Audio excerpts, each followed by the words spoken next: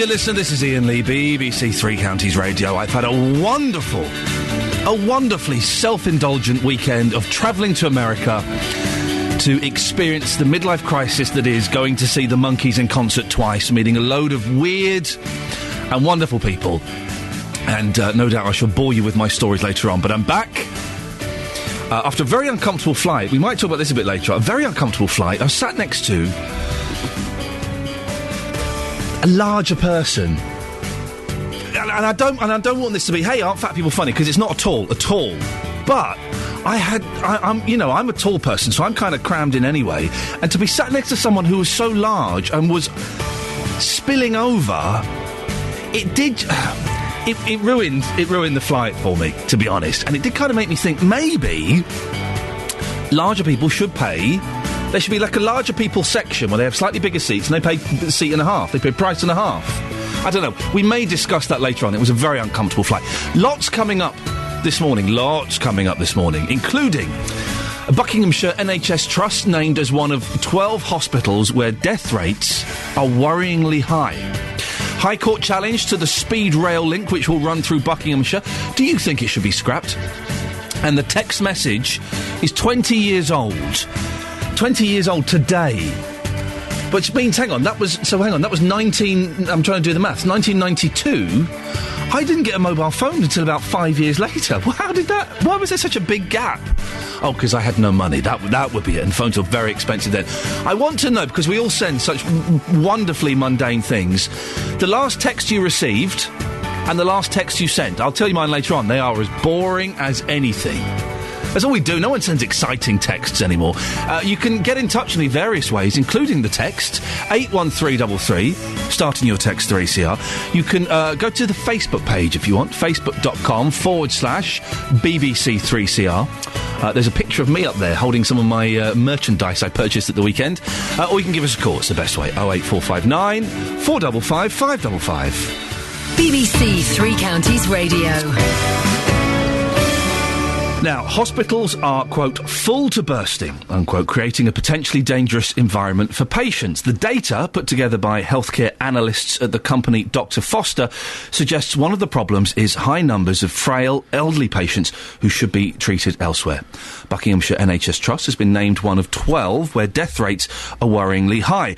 Well, BBC Three Counties reporter Gareth Lloyd has been looking into this for us. Morning, Gareth. Good morning, Ian. What can you tell us about these figures? Nice to have you back. Hope you're not jet-lagged because there's lots of numbers coming OK, go through it slowly with me. Hold my hand. The analysts, Dr. Foster, they've carried out this research. They say that hospitals should run at about 85% capacity. That gives them room to cope with surges in demand, and figures show that the NHS average is hovering around that mark. But apparently the figure was skewed by quiet periods and rose higher if they were stripped out. Now, ministers, though, have denied the NHS is overcrowded and said it could manage the demand peaks.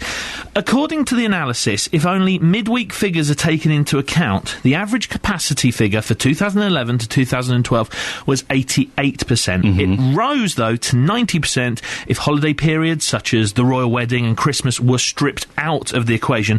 Roger Taylor from Dr. Foster says there's real stresses daily. What we've found is if you look at, on average, across the whole NHS, things do look OK, but when you start to look underneath those numbers and see how things vary from day to day, you find there are particular moments when hospitals come under a great deal of pressure. Sometimes they are quite literally full. And at that point, it's enormously difficult to provide the safe, effective, caring service that we all want hospitals to provide. Could the NHS do anything about this? Well, the analysis argues that if the NHS organised itself better, it could relieve the pressure on hospitals. Dr. Foster said 29% of beds were taken up by patients who did not necessarily need to be there. These included more than 10% who had conditions such as asthma and heart disease, which could be treated in the community. And now another 5% were readmissions within a week or discharge, while 2.5% were for dementia. The Dr. Foster study also included data on death death rates as well. What does that reveal? The study uses 4 different measures, including deaths after surgery and among those with low-risk conditions, to help assess which hospitals are falling outside of what would be expected. A total of 12 trusts down on last year's more than 20 were flagged up as performing worse than expected on 2 of the 4 measures that I just mentioned. Buckinghamshire NHS Trust is one of them. This does not mean services are performing poorly, but instead the findings act as more of a smoke alarm, suggesting something could be going wrong. Gareth, thank you very much for coming in bright and early. Always lovely to see you, sir. Lovely to see you. Where's my merchandise? Yeah, you're not getting any of it. Panorama's going to be covering more of the Dr. Foster report in How Safe Is Your Hospital Tonight, 8:30, BBC One, 08459 455 555. Can I ask you a question, dear listener? Would you mind? It's a really simple pop quiz question, right? Popular culture. It's really simple. Okay, no, I'm going to do it.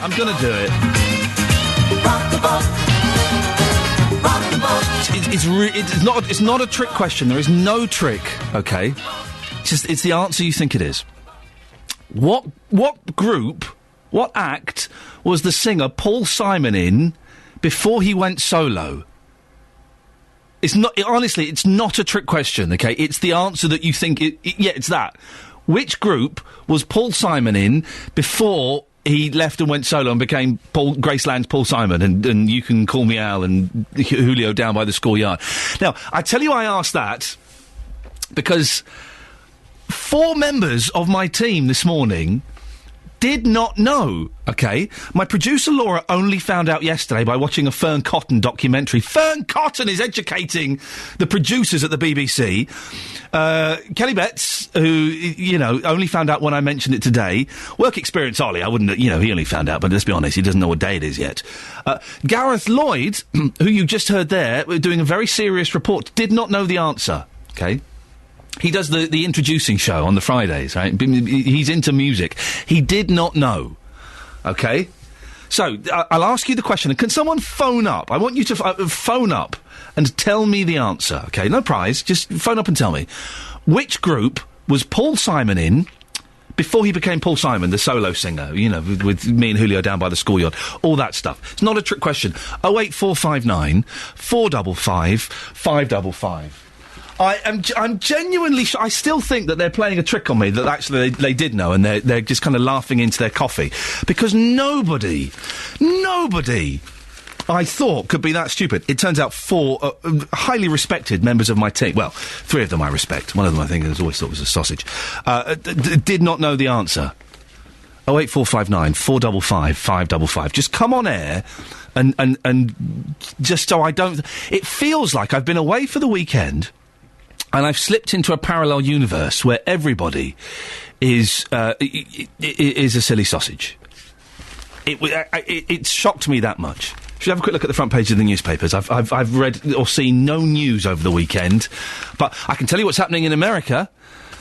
I couldn't actually. I didn't even watch any news in America, so I can't tell you anything that's happening. The Times, taxman targets Google. Osborne to crack down on avoidance scams. The Independent. Cutting benefits to poorest, a tragedy. Exclusive. Campaigners warn Chancellor not to freeze welfare payments, and Labour turns the heat on PM over Leveson. Oh, the Leveson thing came out. After all that time, I missed out what he had to say. What did he say? Can someone let me know? The Guardian. Hospitals full to bursting as bed shortage hits danger level. We were just talking about that. And MPs go to war over tax as Starbucks smells the coffee. I heard that on the radio last night. The Daily Telegraph. Tax hitmen to track your spending. You get this every year. There's a picture of some silly women going swimming in an icy river. Why? Come on. Be sensible, for goodness sakes. The Mail. £10,000 spent every second, and that's just by my wife.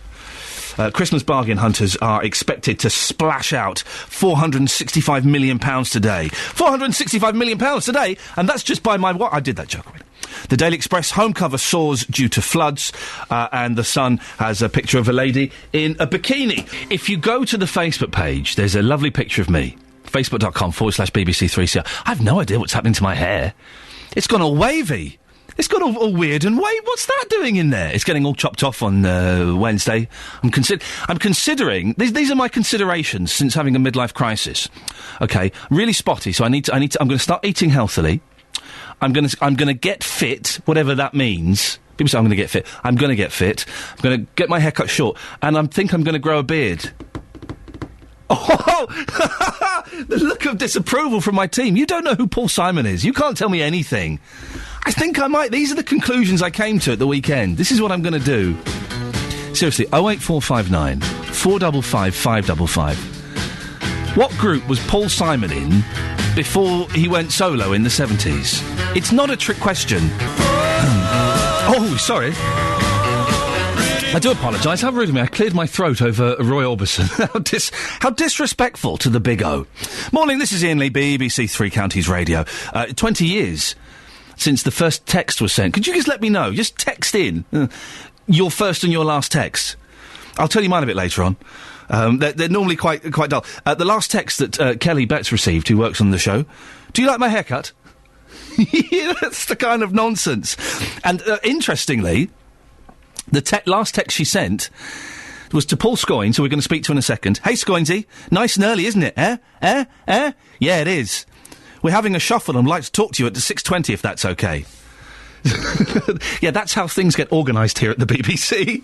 That's how this smooth machine works. Now, we will speak to Scoynes in a second about this. It's been a while since we last mentioned HS2, but it's rumbling on. The high-speed rail line, which, if it does go ahead, will span through the Chilterns and Buckinghamshire.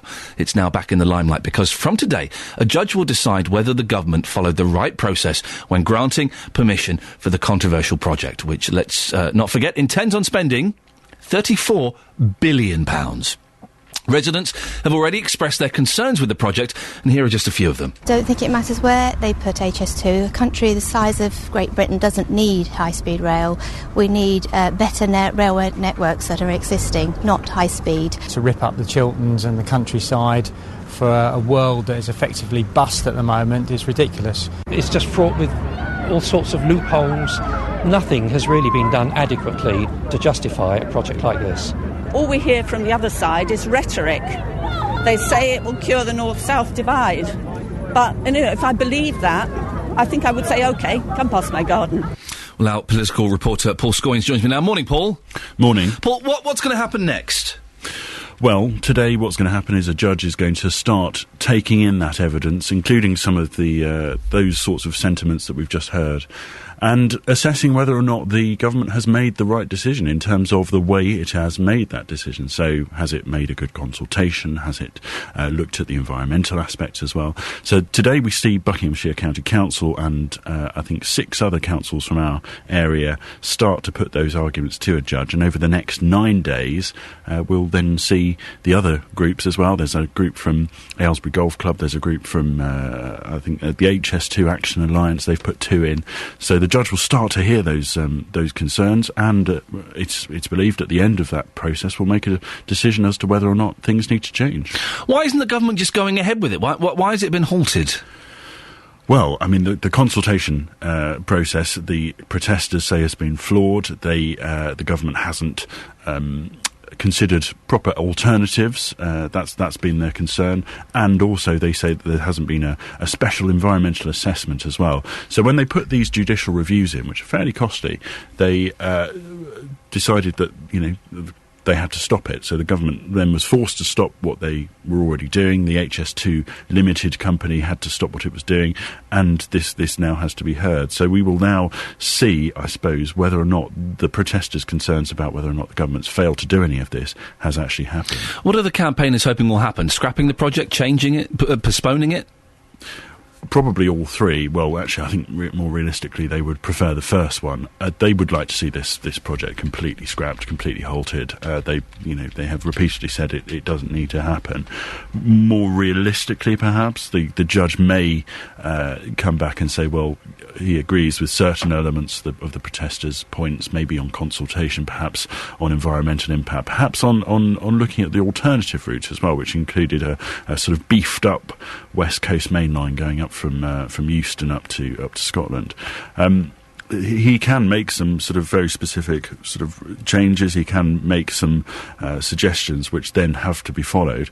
So I think that's probably more likely out of the two things. I doubt, and having spoken to some sort of industry experts, I really doubt that they're going to suddenly call a halt to HS2, especially having made a sort of the government having made a fairly embarrassing climb down on the West Coast main line. You'll remember only a few months ago when Virgin appealed at the decision to award the franchise to the first group, and the government then suddenly said, right, we're redoing this whole process. Now, whether or not they redo the whole process, that will cost a fortune, Ian, as you say. It's already, we're looking at a final bill of probably upwards of 34 billion, probably closer to 50 billion if you read some people. Yeah, it's a lot of money for a railway.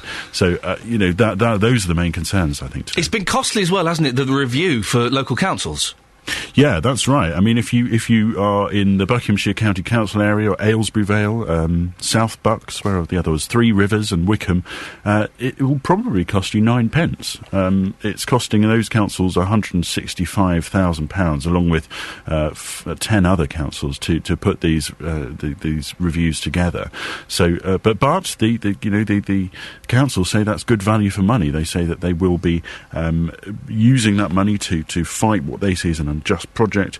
They say that, I'm just quoting from their press release here, that it is the only sense in which the 51M group, which is leading this review, and that's 51 million. The reason they're called that is they say that every single parliamentary constituency in the country will be charged £51 million as a result of High Speed 2. That's just to give it some sort of national context, but they say that they won't know until the end of the case how much it will cost them, but they're anticipating £165,000. So it's a lot of money for councils in very cash-strapped times. Paul Scoins, thank you very much for that. We can talk to Thomas Crane now, who lives in South Heath, and he's one of the people hoping it'll be scrapped. Morning, Thomas. Morning. You're also director of the HS2 Action Alliance. You fought hard to get this review, didn't you? Yeah, we did, yeah. We had to raise a lot of money up and down the line in about 6 weeks earlier this year, and we did it. We're bringing 2 cases this week, one about the environment, and in particular the government not complying with some really important environmental laws, and another case about the poor compensation which is being offered to people that are affected by the line. What are you hoping is going to be the outcome of this? Do you think they're going to actually stop the whole project? Well, on the environmental case that we're bringing, our contention is some really important environmental legislation that's been there for years, that's designed to protect the environment for everybody, hasn't been followed properly. If the court agrees with our contention, then yes, they really have to go right back to square one and work out what it is they're trying to achieve and basically work out a better way of doing it. And £34 billion, it could be as much as £50 billion. It's a lot of money. Yeah. How do you think it could be better spent? Almost anything, really. I mean, I think that's one of the most interesting points about the case for HS2 is getting weaker and weaker because people realise that money could be so much better spent in terms of upgrading our transport network across the entire country and also upgrading things like our broadband network, our flood defences, which is very relevant.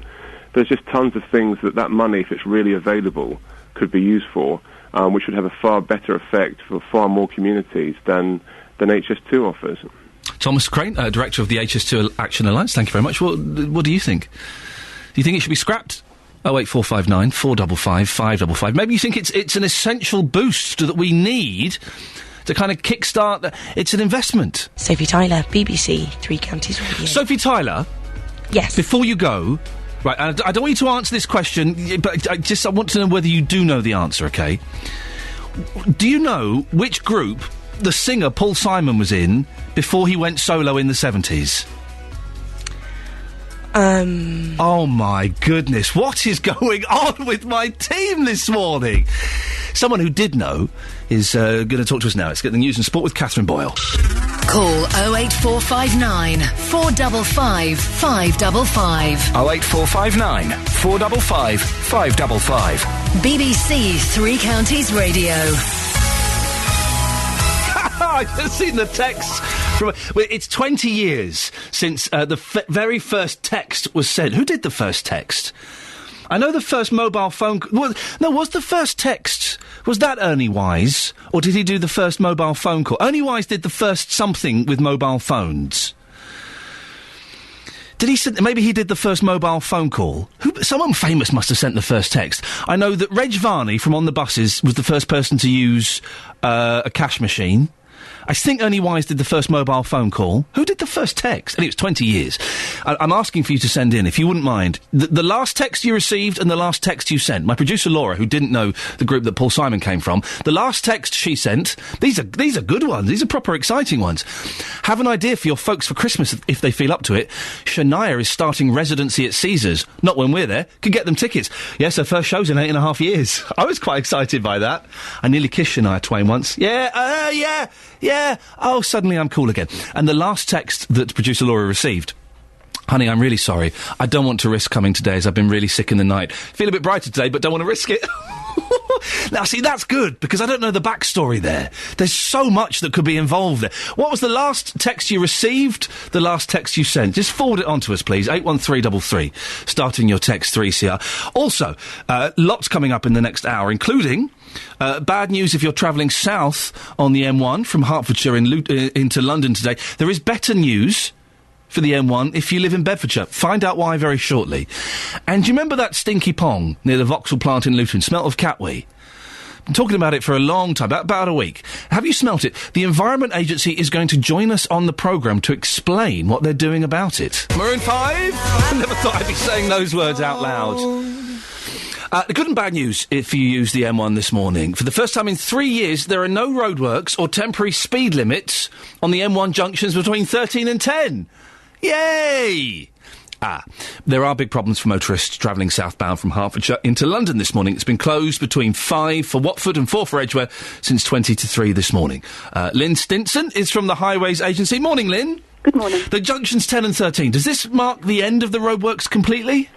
It doesn't yet, I'm afraid. There are still some works to continue and some commissioning works and testing of the hard shoulder running systems. So we will still be carrying out works in weekends and in the evenings. Lynn, what's a hard shoulder running system? I've never heard that phrase before. It's a managed motorway scheme is what they're called, and what we do is we use the hard shoulder to really give more capacity to the road when it's really busy during peak periods. Right. Well, and just explain a bit more, what other work is there still left to do, this testing of things? What we have to do to test the system is it's all linked back to our Eastern Regional Control Centre in South Mims, and we have to make sure that all the cameras and the signals and all the signs on the gantries are working correctly. So we have to do some testing and some trialling of the systems before we can actually roll it out fully for people to use, as we did on junctions 10 to 11 in July of this year. Lynn, it's cost £500 million, £500 million. Is it going to be worth the cost? It has, yes. It's more economical than doing a widening scheme, which is what the Highways Agency used to do. It actually gives us the same capacity as a widening scheme would. It will last for 15 years or more beyond the completion of the scheme, which takes us until 2028, which is the same for any other scheme that we would do on a road. And when is everything going to be finished? Have you got a date in your diary that's got a big star around it and saying, yay, thumbs up? It's spring 2013 when everything will be finished. Okay. Obviously, if we finish things earlier, as we did with junctions 10 to 11 earlier this year, we will open them up for traffic so that our road users get the benefit of it earlier. Now, listen, I know it's not your stretch of the M1, but have you got any advice for anybody who's travelling south and is facing these road closures on the M1? All I would say is take extra care when using our roads and please obey the signals and signs because they are there to try and help you with your journey. Lynn Stinson from the Highways Agency, thank you very much for that indeed. Across beds, hearts and bucks, this is Iain Lee on BBC Three Counties Radio. So disappointed this morning with my team, genuinely disappointed. Where Kelly Betts, one of the team members, said this morning, what other songs has Paul Simon? What songs has Paul Simon done apart from "You Can Call Me Al"? And I went through a list of his solo works, and then said, of course, all of the songs that he did with the group that he was famous with. She went, "Is that Paul Simon's? I didn't know." And I said, yes. And then producer Laura, who is not an idiot by any stretch of the imagination, went, yeah, I only found out yesterday. So then I came down and asked Work Experience Ollie. He didn't know. Then I asked Gareth Lloyd, who's kind of like the music expert at BBC Three. He didn't know. Sophie Tyler didn't know. Bernard's in Aylesbury. Bernard? Yeah, good morning, Mike. Yeah, can you believe the balloon heads that I'm working with this morning? Well, yeah, because it is very early in the morning. I mean, I'm a little bit thick this morning, like, you know, but my partner, when you asked the question over the radio when we were having our breakfast, and she said, well, it's Simon and Garfunkel. It's, ladies and gentlemen, it's Simon and it's Garfunkel. That's Paul Simon and Art Garfunkel, Simon and Garfunkel. But Bernard, you said that your partner said that. Did you not know? I didn't know, no, because I'm not up with pop, my old mate. I'm not up with that. Names to me, especially celebrities, I just go, who's that? But Paul, but Bernard, can I ask you, how old are you? In your 50s? Oh, I'm 75, mate. Oh, well, hang on, you were just like a young 40-year-old when Simon and Garfunkel were at their peak. Oh, well, shall I tell you what I'm suffering with at the minute? Well, I'm up so early. Oh, for goodness sakes, I don't know if I want to know. Is it going to break the hearts of our listeners? Well, it might do. I'm suffering from motor neuron. Oh, well, that's no fun at all, is it, Bernard? No, mate. No. And that stops you sleeping a bit, does it? Is that what? Does that stop you sleeping? Is that why you're up so early? Well, no, I've got a doctor's appointment at 8 o'clock. A doctor's appointment at 8 o'clock, Bernard? Yeah. Have they got no manners, no humanity in them at all, these doctors? Well, yes I know, but I'd rather get it over and Get it out of the way. Well, listen, I hope the doctor's appointment goes well. And the good thing about you being up is that you've managed to answer the question. OK, here's a question, Bernard, here's a question. You know Paul McCartney? Yeah. What group was he in before he became famous? For being Paul McCartney, the solo artist? Well, the Beatles, wasn't it? There we go, you see, Bernard? You say you don't know celebrities and names, but Paul McCartney... It's the same thing. Thank you, Bernard, in Aylesbury, and I hope the doctor's appointment goes well today. It's the same... Can you believe that 5 members of my team... Sorry, I sent a very rude message from one of them. Can you believe that 5 members of my team did not know that Paul Simon was Simon from Simon and Garfunkel? They did not know that. I'm going to open up the phone lines this morning for you to confess that that some huge piece of popular culture that you or your partner, let's be honest, it's going to be your wife, didn't know. It will be, won't it? 08459 455 555. Have you said something to your partner? It's going to be your wife. Because men generally know these things. Have you said something to her? Like, you remember Paul McCartney from the Beatles? Paul McCartney? He was in the Beatles. Have they said something where you had to take a step back and think, why on earth am I married to this person? They are so overwhelmingly ridiculously stupid. Sophie, before you start... Yes. Simon and Garfunkel. I know that now. You know it? How could you not know it then? I panicked and it's very early. That's such a bad excuse. Let's have the travel. Away you go. Sophie Tyler, BBC, 3 Counties Radio. Thank you very much, Sophie. Now let's get a full weather bulletin with Kate Kinsella. Kate, which group was Paul Simon in before he was famous for being Paul Simon? Simon and Garfunkel. There you go, you see. At last, someone who works on this show who has some common sense. Kate, away you go. Thank you. OK, well, this morning's weather... Thank you very much, Kate. Thank you for your road updates on Twitter this morning as well. Oh, I was getting so frustrated. Yeah, I know. You should follow Kate on Twitter. She was furious with the length of time it was taking her journey.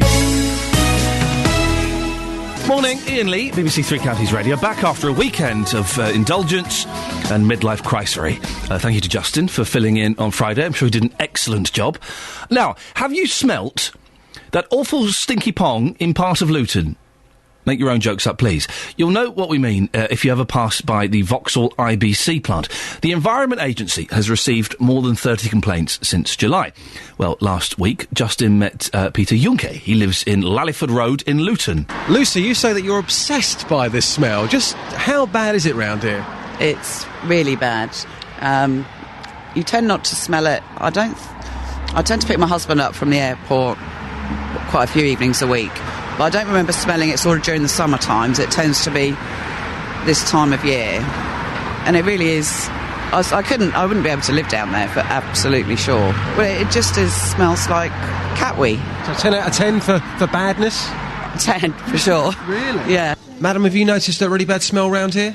Yeah, over by the car factory, the IBC. Just how bad does it get? Really bad, even in the car with the windows and everything up, you can really smell it strong.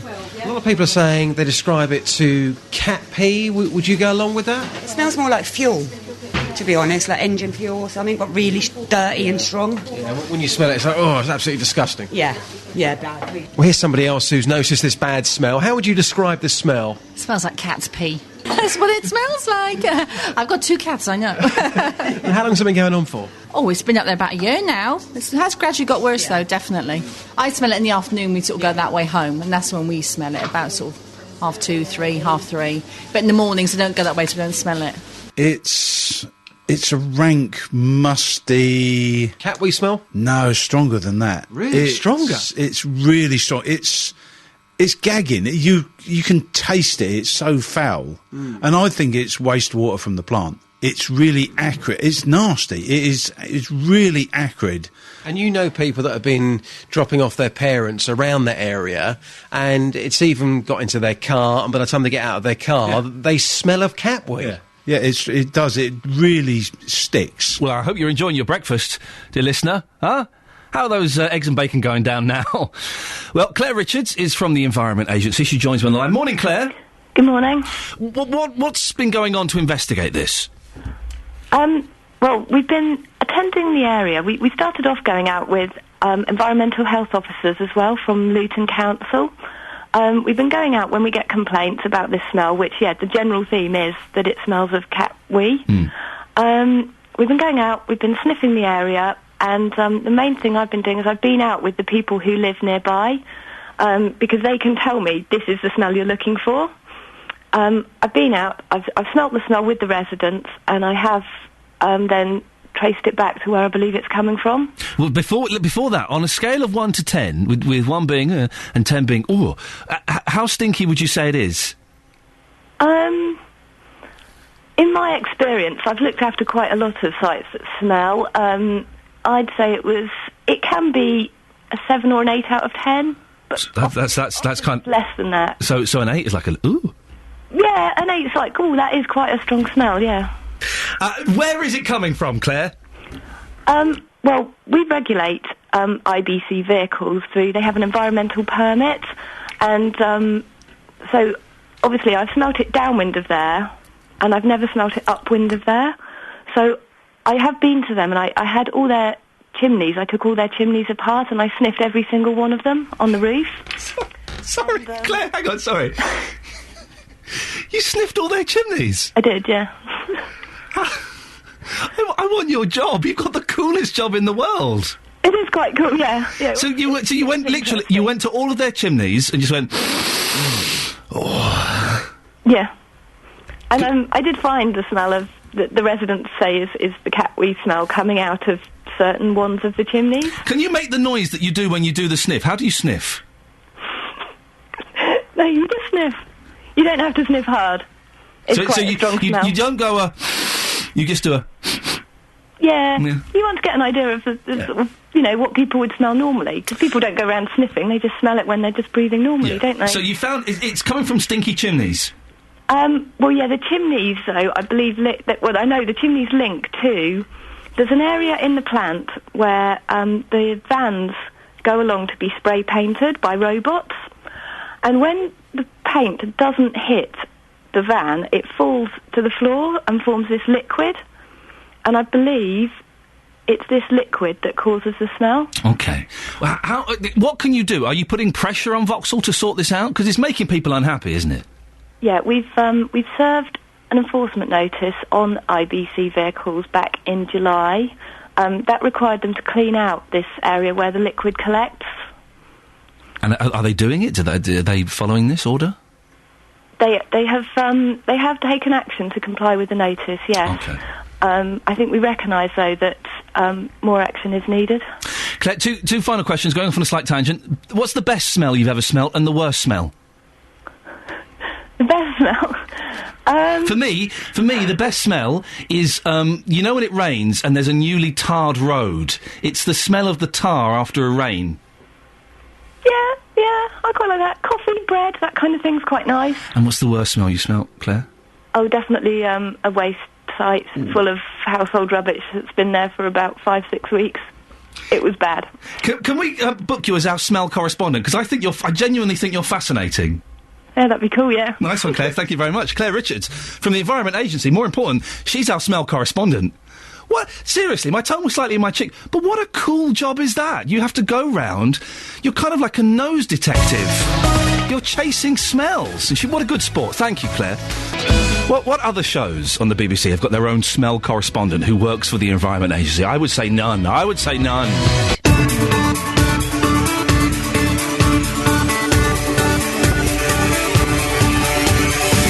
Morning, chimney sniffers. Iain Lee here, BBC Three Counties Radio. Lots coming up in the next hour. As always, would like your input on some of these. Some of these are a bit light-hearted, some of them quite serious. So have a listen, and I'll give out the contact details in a second. Some hospital wards are overcrowded to the point of being potentially dangerous. You can find out why in the next 30 minutes. Big problems on the M1 going south from Hertfordshire to London this morning. Is it affecting your journey? We've sent our reporter Gareth Lloyd to the motorway to find out what's going on. And it's 20 years since the first text message was sent. Can you just text in the last message you sent, the last message you received? 81333, start your text 3CR. I'll read them out. You can also give us a call, 08459 455 555. BBC Three Counties Radio. I remember when picture messaging came out. That was about 10 years ago. 10 years picture messaging came out. I remember saying, I'll never catch on. Well, who's going to want to take a picture then send it to their friend? And a friend of mine said, oh, no, I think it's going to be quite big. I went, don't worry about that. I'm going to keep my phone. I don't want a camera on my phone. Ridiculous nonsense. Boy, oh boy, was I wrong. Now, this is a big story, very serious. Hospitals are full to bursting, creating a potentially dangerous environment for patients. The data, put together by healthcare analysts at the company Dr. Foster, suggests one of the problems is high numbers of frail elderly patients who should be treated elsewhere. Buckinghamshire NHS Trust has been named as one of 12 where death rates are worryingly high. Our reporter Gavin Lee has been following the story. Morning, Gavin. Morning, Ian. How bad does this analysis suggest the situation is?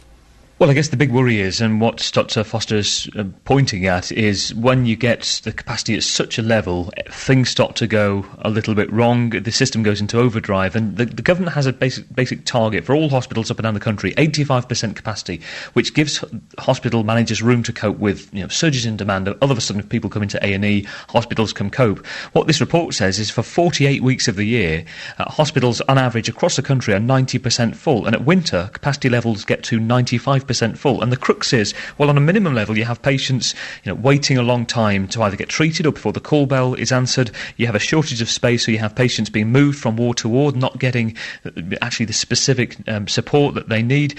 Frail and elderly patients not getting the support and help they need at meal times. And then you have discharge planning, which this report says going wrong, where hospitals who are desperate to free up beds turf out ultimately people before they're ready or before there's good enough community support in place. And that's ultimately I suppose a minimum level what can go wrong. Then you've got the bigger stress on operations if hospital times aren't kept and managers and people are overworked.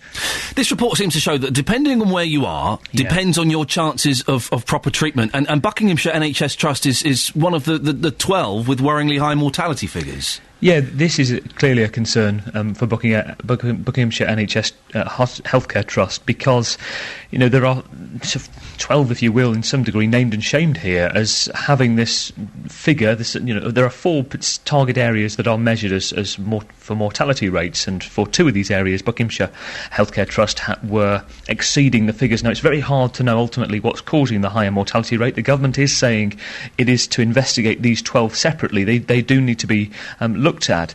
But there's a separate argument here as well, which is that which is some of the healthcare groups are saying, if you want to look for, a good hotel in your area, you and I can go on the internet and find that. If you want to look for a hospital where you want to be treated and think, where can I go that I know there'll be better treatment? Should there be a similar hospital list? Should transparency be better to do that? And this certainly supports those calls, but there are others adversely that would say, well, hang on a minute, what happens to that badly performing trust or group? Does that start to go downhill from there? So that's something that the government's being urged to consider as well. Gavin, thank you very much. Gavin Lee. It's interesting that, yes, there has been calls for a kind of TripAdvisor based around hospitals. Would that be any good? Would that help? Around about 8 o'clock, just after 8 o'clock, I'll be speaking to the medical director for the Buckinghamshire Healthcare Trust. Text 81333. Start your message with 3CR. Text charged at the standard network rate. This is BBC Three Counties Radio. You've been sending... I knew this would be good. You've been sending in your first and the last text you received and the last text you sent. This is to celebrate, if we can celebrate, 20 years of texting. Imagine a world, kids, right? There are kids now who have never been in a world where there wasn't texting. We used to have to phone people up and leave notes for them if they weren't in, or write them letters, or, speak to people. That's all texting. Mega lols. Ruffle. Anonymous says, my last text sent was last night. We can meet up and give you the flask for Pete. Now, that could just be a flask full of tea that Pete will be taking to work or fishing or something. Or it could be a highly toxic flask full of poison. It's probably the tea. But you can read all of these backstories into it. And from the same person, my last text received... Think so, mate. The girls have not got off it. This is the last text received. Sorry, I've just reading that. First time I've seen this. Think so, mate. The girls have not got off it since you installed it, so I'm thinking it's all good. Cheers. : close bracket. And if you turn your head sideways, it looks like a smiley face. Now, that could be any number of things. I'm guessing it's probably like a Wii or an Xbox or something. It could be anything, but... and Sam in Bedford says, last text sent... I'm sorry, my mind is working overtime here. Just spooning it in my mouth at the moment. Pakora's not cooked yet. And the last text received, OK, Tar, we'll check later. Kiss, kiss. That's from Sam in Bedford. Could you... This is more fun than I thought it would be. Mainly because my mind is somewhere in the gutter. If you can just send in the last text you've received and the last text you've sent. I'll do mine later on. Mine are nothing compared to this wonder, this majesty of yours. 81333. Starting your text 3CR and just forwarding the last text you sent and the last text that you received, please. And we'll have some fun. 20 years since the first text was started. It turns out it wasn't sent by a celebrity. It wasn't Ernie Wise. It was a technician. So a boffin in a lab coat got to have the fun with that. I tell you, I'm not a fan of the mega lols and the ruffle. And the LMAO, LMFAO. I hate all of that nonsense. Use words. I still use full stops in texts. Oh, yeah, I'll use full stops. I'll use the punctuation as best I can when I'm doing that. And I did send a text once that said lol to someone, right, thinking that it will make me look cool and trendy, and they just wrote back going, what? You're nearly 40. So, yeah, don't do that. Some people, because lol means laugh out loud, OK? We know that. David Cameron knows that now. It doesn't mean lots of love. It means laugh out loud. But some people, when they're live in a situation, I've seen it happen. They'll be with people and they'll go, lol. No, laugh out loud. If it's funny, don't say lol. Actually make the laughing out loud noise, which is, Now, the HS2 plans for a high-speed rail line which will span across the Chilterns and other parts of Buckinghamshire will be investigated with a fine-tooth comb from today. The judicial review will look at the proposals set out by the government and will check they followed the right process when granting permission for the controversial project. It's a last shot at trying to prevent the scheme from going ahead. Well, Jessica Simpson is a resident of South Heath near Great Missenden. Morning, Jessica. Hi, good morning. What are your feelings about the proposal? Well, I've been against it from the beginning. It's a proposal which has really not been thought through properly, and there's no business case for it. The return on the investment from the government really just isn't good enough. The environmental impact is shocking. It's an absolute scar across the Chilterns, and will be as it continues up towards Scotland if they ever actually do that part of the proposal. So all in all, I've been against it from the beginning. It's all gone quite quiet on the HS2 front until this review. As a resident, have you heard anything in the meantime? There's been lots of work, in actual fact, going on. HS2 Action Alliance, which is the national voice of those opposing the HS2, it stands for about 70 local groups up and down the route. HS2 Action Alliance have been working tirelessly in the background. They've been at the Lib Dem Party conference and the Conservative Party conference. They've been meeting with politicians. They've been working, as you can imagine, enormously on the legal case.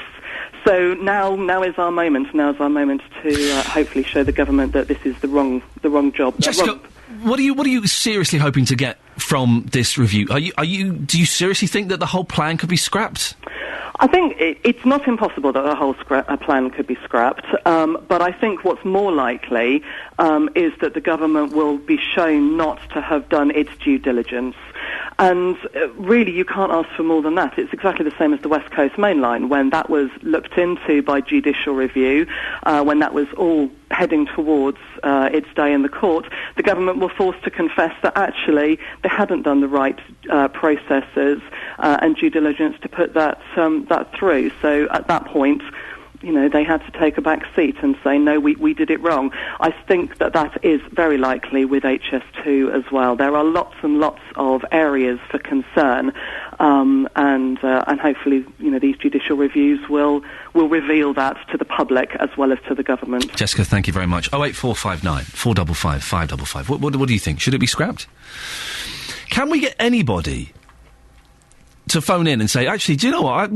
I think HS2 is a brilliant idea. I think it's a cracking idea. I don't think I've spoken to an inverted commas normal person, and by that I mean, a member of the public who's not the government exec or something, that seems to think it's a good idea. Can we, if you think, excuse me, HS2 is a cracking idea, and you think all these naysayers and NIMBYs should just go and keep quiet somewhere, could you give me a call? You'll be given priority. There's a few free lines. 08459. Excuse me, frog in my throat. We have sent our reporter Gareth Lloyd to go and cover the M1. I really do wonder the kind of people I'm working with this morning. I didn't know who Paul Simon was. He was in Simon & Garfunkel. And then Gareth has just tweeted, handbrake on, engine off. Maybe you shouldn't have driven down the M1 to report on the M1 being closed. Of course you shouldn't have driven down there, Gareth. We will speak to Gareth later on in the show and find out exactly what's happening. So, the last text you sent and the last text that you received, 20 years since that, you can tell I'm filling. It's because I'm just turning my phone on. I should have realised I should have turned my phone on during that trail, because I'm going to read you the last text I sent and the last one I received. Very dull.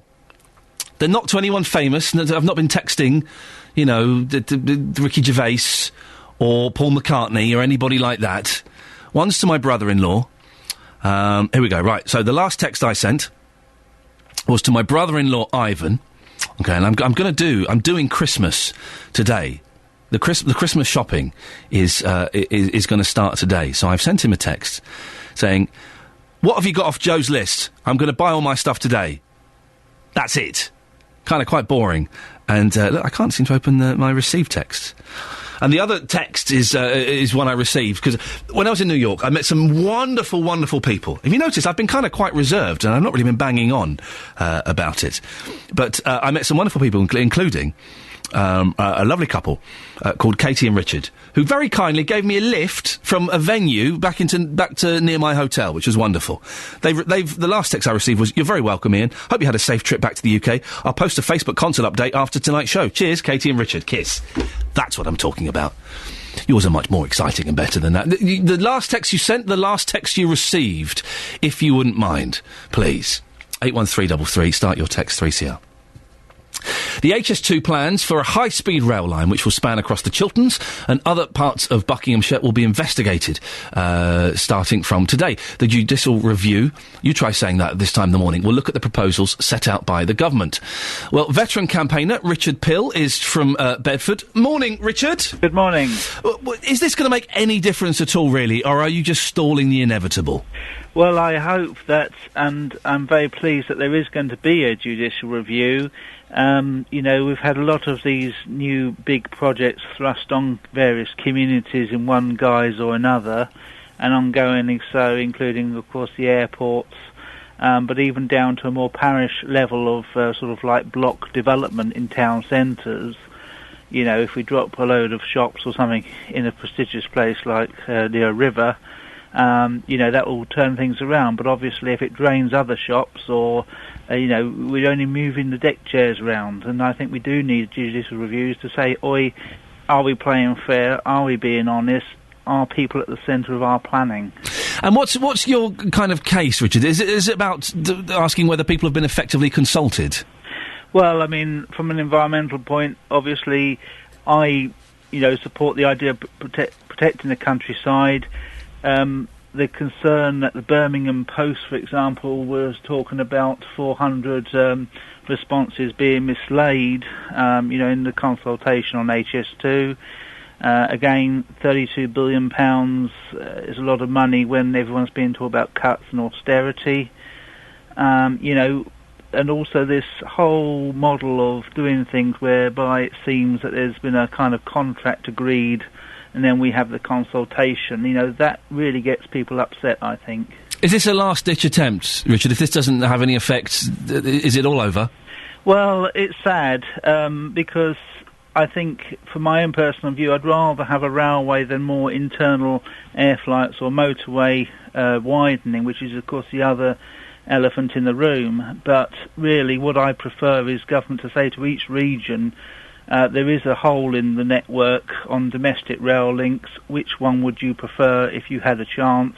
Could we divert some of the £32 billion in resources to more local rail networks being restored, like Oxford to Cambridge, for example, via Bedford? Richard, thank you for that. Let's go now to Martin Tett, who's leader of Bucks County Council and chair of the 51M Alliance, a group of councils opposed to these plans. Morning, Martin. Morning there, how you doing? Why are you doing this? What, the judicial review? Yeah. Well, because fundamentally we think the way in which the government has made its decision is flawed. It's very clear they haven't followed the law in the way that they've made the decision, and they need to be held to account for that. So what are you hoping will happen? That they'll apologise for not following the rules, but carry on regardless, or stop the whole project? Well, clearly we're opposed as an alliance to the project in principle, and if I can just comment on your question to the last gentleman, our opposition as councils is fundamentally based on the business case. It's very, very poor value for money to spend £34 billion of hard-pressed taxpayers' money at a time like this to save what is in effect 20 minutes on the journey time to Birmingham. There are far better uses for doing that. So fundamentally we're opposed on the business case, but when you come to the outcome from this, it's about process. This is actually saying the government didn't follow the legal process to reach its decision. If the judge finds in our favour, he will ask them to redo that process and put it right. That could take 2 years. What we hope is in the intervening period the government will look at this whole project again, realise there are better alternatives, far cheaper alternatives, and dump this scheme and go for some of the alternatives. Will they realise that, though, Martin, or are you just putting off the inevitable? If they have to kind of reapply again and do it all and it takes a couple of years, are they really going to go, well, actually, maybe we should come up with something else? Well, a lot can happen in 2 years. Yep. Events dear boy events, as somebody once said. There are enormous pressures, I think, on the government on finance, as we're going to find out this week with the autumn statement from the Chancellor. When you hear the Chancellor talking about, a billion here, a billion there, sooner or later that adds up to serious money. And this is £34 billion worth of taxpayers' money. That's a phenomenal amount that could be invested in other infrastructure projects around this country. Well, speaking of taxpayers' money, Martin, how much is it costing you to launch this case? Well, across, we've got 15 authorities who are taking part in this. We've currently spent, between the 15 authorities, £164,000. That actually works out at less than 9 pence per head for the residents in our counties. And we think that's actually pretty good value for money when you look at what the government is spending, which is over £800 million of taxpayers' money. Well, it's good money if it stops it and if it's effective, but if it just stalls things, then it could be considered a waste of money, couldn't it? No, I don't think it can. I mean, if councils don't stand up for their residents at times like this, why on earth are we here? Quite frankly, the central government is spending so much on this, it's like a David and Goliath. How can ordinary residents be expected to fight that sort of expenditure? I mean, 800 million. I mean, that's a phenomenal amount of money to spend on enormous numbers of staff, consultants, spin doctors, and so on behalf of the government. Local authorities have got to stand up for their residents at times like this. Martin, thank you very much. Martin Tett, leader of Bucks County Council. Later on in the show, we'll be speaking to the chief exec of HS2. What questions do you want answers from her? You can get in touch, 08459 455 555. I do think it's a flawed argument when people say, well, it's only 9 pence per person. Yeah, but it's actually, when you add it all up, it's quite a lot of money, and it's 9 pence for this, and then it's 7 pence to have the Queen, and then it's 15 pence to have the police. Yeah, it doesn't really quite work like that. I think it's a little bit unfair to break it down. Do you think that HS2 is a good idea? I would love to speak to you, because I don't know. Listen, it doesn't affect me. I don't live near it, so I don't really know either way. Do you think it's a good idea? Do you think that everybody who's having a little bit of a whinge is just one of these NIMBYs and they should just kind of, grow up a bit? We need this kind of thing. 08459 455 555. Or maybe you think it's an absolutely awful thing and you want to stand up and be counted. 08459 455 555. Texts, last text you sent and last text you received. 20 years to the day since the first text was sent. Vic has texted in, last text received, thanks, you've just topped up by £10, now you've got £10.59 credit. Yeah. And the last text sent, 3CR, oh, this is to us, Justin, 5-minute track, simply the best, Tina Turner. Well, hang on, that was Saturday, Vic. You've not sent a text since Saturday, and that means the last 2 texts you've sent were to Three Counties Radio. Have you no friends, Vic? Texts. These were last texts sent, okay, from various people. We don't know who they're from. This last one. Oh, I don't know. Bet it made his eyes water. Now, that's brilliant, because that's written in the way that it would be spoken. Oh, I don't know. Bet it made his eyes water. Here's a text. School hamster just escaped. O. What's that? Oh, is that like... It's like an open mouth. Oh. School hamster just escaped. Oh. We were in the living room and saw her dive under the sofa. How she got out, got down and out into the kitchen hall and so on is anyone's guess. Now caught her back behind bars. Phew. You all lead such exciting lives. Oh my God, I can't read this last one. It's the saddest text ever. It's the saddest text ever. This is so a couple that have just split up. This is what I'm reading into it. On that type of parting, I could not face you tomorrow. I have decided to go on my own tomorrow. Thank you. We'll be fine after a couple of days, I'm sure. Lol. XXX.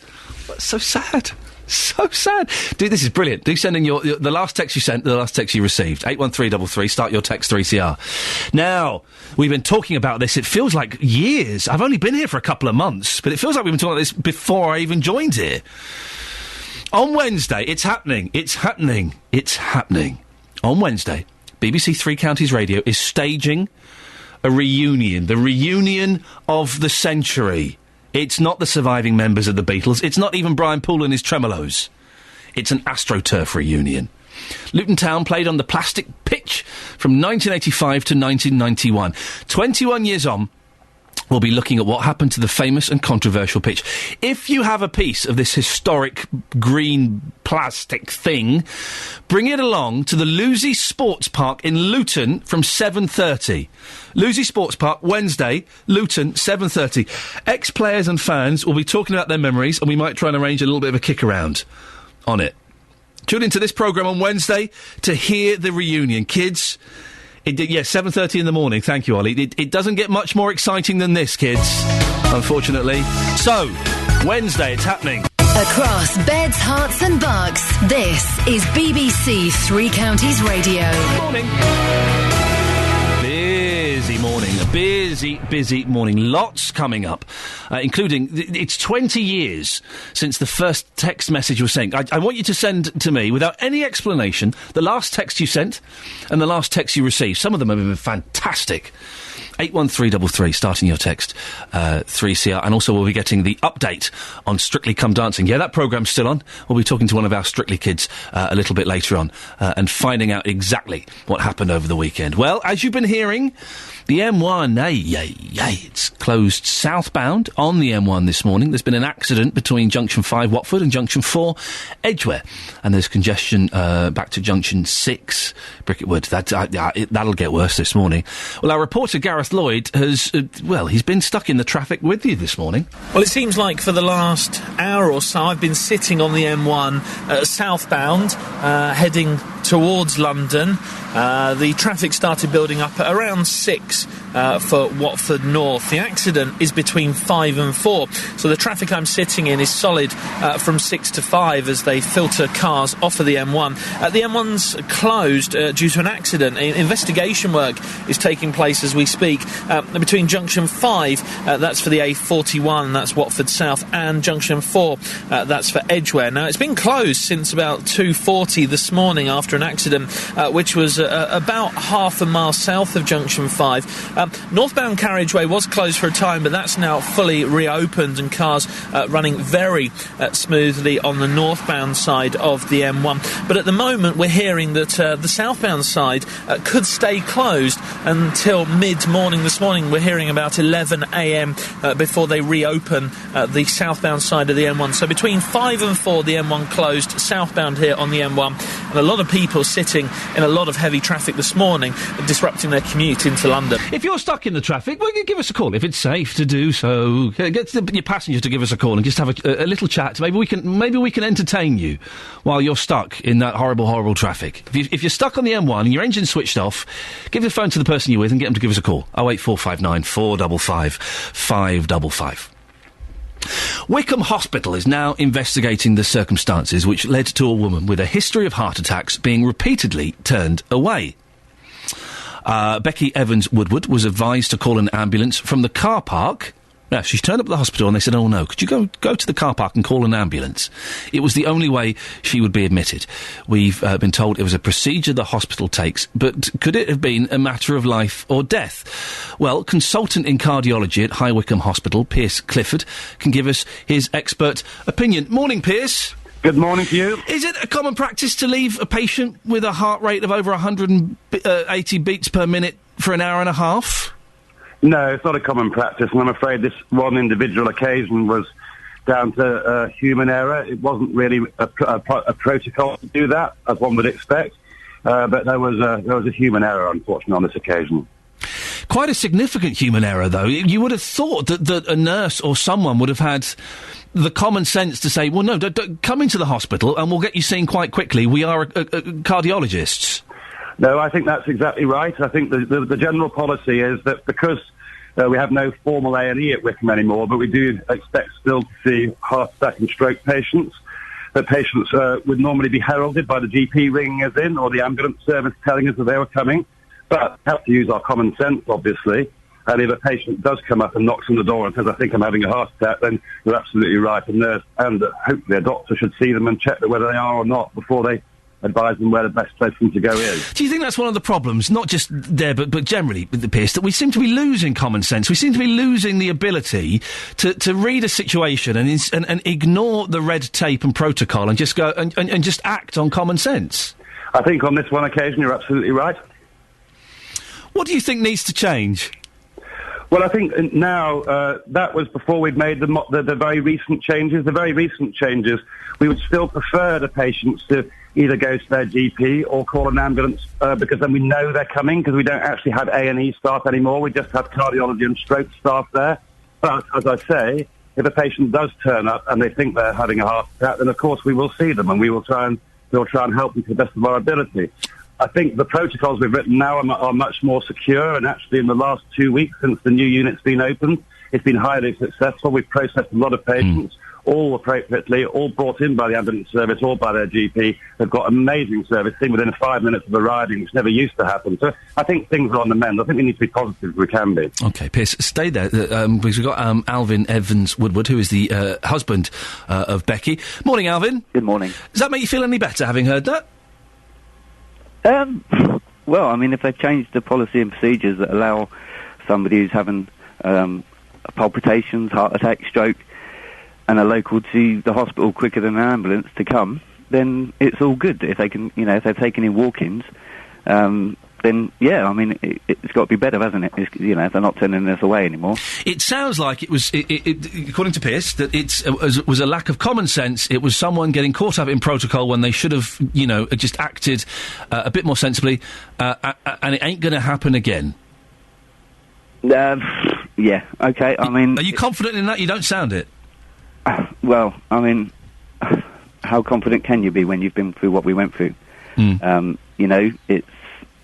unless you try and test it, you're not going to know, are you? Well, let's hope you don't have to test it, because that would be awful. Pierce, is there anything you can say to put Alvin, who's obviously had his fingers burnt, is there anything you could say to put his mind at ease?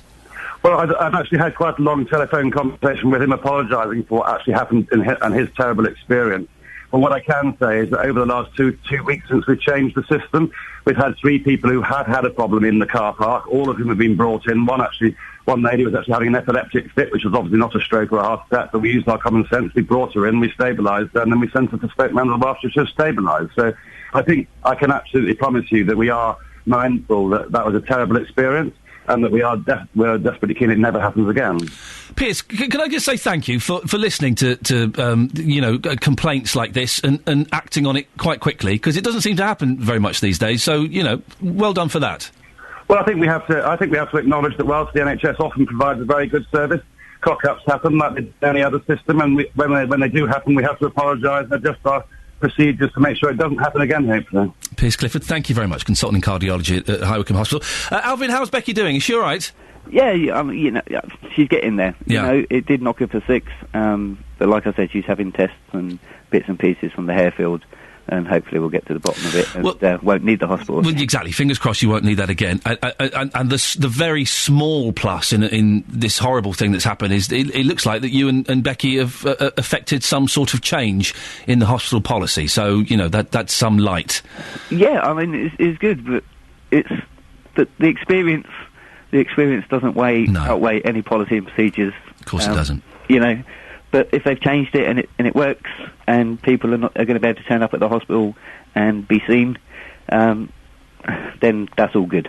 Well done. Listen, Alvin, send our best to Becky. Hopefully everything will be all right. Across beds, hearts and bucks, this is BBC Three Counties Radio. Apparently, the show Strictly Come Dancing is still on. I don't watch it. But people dancing, it does very, very little for me. I don't need to watch it because I've got a team of young Strictly Come Dancing correspondents, all under the age of 10, who watch it for me. This morning we're speaking to Kiana, who is 10, and Sienna, her sister. We'll go to Kiana first. Morning, Kiana. Morning. You sounded surprised. Yeah. Well, now you sound miserable. Make your mind up. Why were you surprised? You knew I was coming to you, didn't you? Yep. All right. You going to be a bit stroppy this morning? No. What did you do this weekend, Kiana? I went to New York. Oh. Sorry, go on. Sorry, go on. What did you do? I went to New York, in America, on an aeroplane. I had burgers for breakfast. We know, to see the monkey. Yeah, saw them twice, right? I was only there for 3 days. I had 2 burgers while I was there. I got ripped off in a Greek restaurant, that's by the by. I went in yellow cabs. I walked down 5th Avenue and Broadway, and I had one of those cups of coffee. They kept filling it up whenever it was empty. And I had chips for breakfast one day. Chips for breakfast. I thought we were here to talk about Strictly. No, I'm going to show off to you. Oh, okay. When was the last time you had chips for breakfast, Kiana? I have no idea. Yeah, it's never happened, has it? It's never happened. I did it at the weekend. I could have done it twice if I wanted to, but I ran out of money.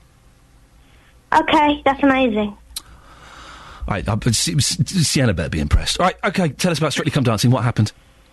Michael and Natalie went out. Who are they? I don't know who those people are. Michael is a cricketer. Okay, right, and Natalie is the dancer. Did they deserve to go out, Kiana? Were they rubbish? Well, actually, they weren't rubbish. They were good, but I think they knew it was their time to go out. Yeah. Who was the best? Lewis and Flavia. They knocked Denise and James off the top. Oh, I saw a picture of them in the paper today, because Lewis, it looked like he was falling on his back, or he did an amazing little move or something, didn't he? Oh, I think so, yeah. Yeah, okay. You did watch it, didn't you? Yeah. Okay, all right. And who do you think is going to win now? Who's your favourite? Lewis and Flavia is my favourite. Yeah. But I'm not sure they'll actually win it. Okay, can I ask you a question? Yeah. Have you heard of the singer Paul Simon? No. Okay, we'll leave it there. Can I speak to Sienna, please? Yeah, sure. Yeah, sure. That's the kind of attitude that has led to Broken Britain. Yeah, sure, whatever. I can hear that. Oh, sorry. Oh, blimey. Getting shouted at by a 10-year-old. Sienna, are you there? Yes. Oh, hello, Sienna. How are you? I'm good. And where's Danny? You mean Tracy Beaker? Yeah. Who you mistakenly heard? You apparently heard me promise that I was going to sort it out, and I didn't. Hang on a minute. I can. Ollie is sorting this out. Ollie, get on the microphone. Ollie is my work experience and part of my team here. Ollie is sorting out getting Tracy Beaker, aka Danny, onto the show. Ollie, could you explain to Sienna the latest on this, please? Well, when... Oh, hang on. Why can't we... come on to this mic. There's green mic over here. Come round.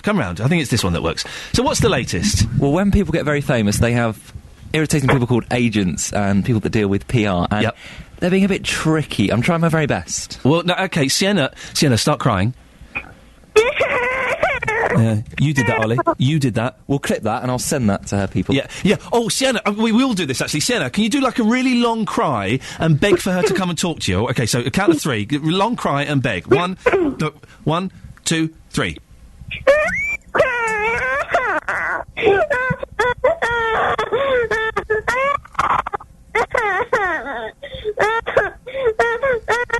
And say her name. Say her name. Okay, Sienna, Ollie, thank you for that. Can you clip that and send it off to her? I'll clip that and send it. Beautiful. It's Sienna, it's a done deal. Very quickly, because we're running out of time, we've just had you crying for 3 minutes. What did you think of the programme? Pardon? What did you think of Strictly Come Dancing? Oh, I thought it was really good. Excellent. That's all we've got time for. Sienna and Kiana, thank you so much. Excellent sports. We're working on it. 20 years since the first text was sent, and you've been texting in the last text you sent and the last text you received. I'll do some of those in a second. On the Facebook page, Joe Amos has posted, my first Cellnet phone was analogue and had a pull-out aerial. Cost a blooming fortune to run. I loved it. No silly apps to take up my life, just a phone. You know the early mobile phones, the aerials, did nothing. This is true. They didn't do anything. They were just put there. This is absolutely true. And if there are any boffins listening who can verify this, they were just put there because they thought that people wouldn't buy them. They wouldn't trust them if it didn't have an aerial. So the aerial was connected to nothing. You just pulled it out. It had no effect on the quality of the phone call at all. It was just a bit of plastic put there to trick you. That's true. I'm sure that's true. Can we get a technical person to phone in? Otherwise it becomes fact. The last message that was sent, this is from Kate in Hitchin. The last text sent was, thank you, it just needs sticking together and a weightlifter to carry it. Don't let your mum see the photo. Isn't it wonderful? I don't want to know the backstory to any of these because it makes it all the more mysterious. The last text that Kate received is, hey, is it okay for someone to crash? If you're asleep, don't worry. Now, look, I'm assuming that these are last messages sent. I don't quite know, so we're going to assume they're sent. The main kitchen, the bistro, staff canteen. Hi again, Justine. It wasn't the stripper that you played. The one I'm on about is called Patricia the Stripper. It's from Jackie and Hitchin. What a mucky... What do you get up to, you lot? Lovely here, sun shining, kids playing in the sand, lots of people in the sea. Wish you were here. Oh, they've sent a text postcard. If I go abroad, when my mum, I don't think I told my mum I was going to New York, when she finds out I went and I didn't send her a postcard, I will get such a rollicking. I really will. Even though I was only there for 2 full days, I will get in so much trouble. What happens tomorrow morning as I book that time off work to go with you? Please let me know. ASAP, please. ASAP, please. As soon as... Oh, okay. Hi. Hi again, Justin. Oh, no, we've had that one. Last text received. Your taxi is outside. Getting into the right vehicle means you are properly insured. My wife slipped on the ice going down the garden path this morning. She must be freezing. She's been lying there for ages. Keith! For goodness sakes, go and help the woman. Do text in 81333. Start your text 3CR. And most of you, it would seem, do not use this awful... the text speak, the lols and the ruffles and the LMFAOs. I won't tell you what it means. I won't tell you what that means. It's not the LMFAO. No. Naughty. But when I send a text, I write it in English. I write it as though I'm writing a letter. There will be punctuation. There will be full words. There will be detailed descriptions. Don't do a brief... if you're going to write to me properly. For goodness sakes. 81333. If you want to go to the Facebook page and have a little look, you can see a picture of me with very odd hair, holding up some of the booty that I gathered when I was in New York. Go to facebook.com/BBC3CR and you can have a little look at there. Very strange. The hair's getting chopped off on Wednesday. I made a decision at the weekend during my midlife crisis, which is over now. But I've made a decision. I'm going to get healthy.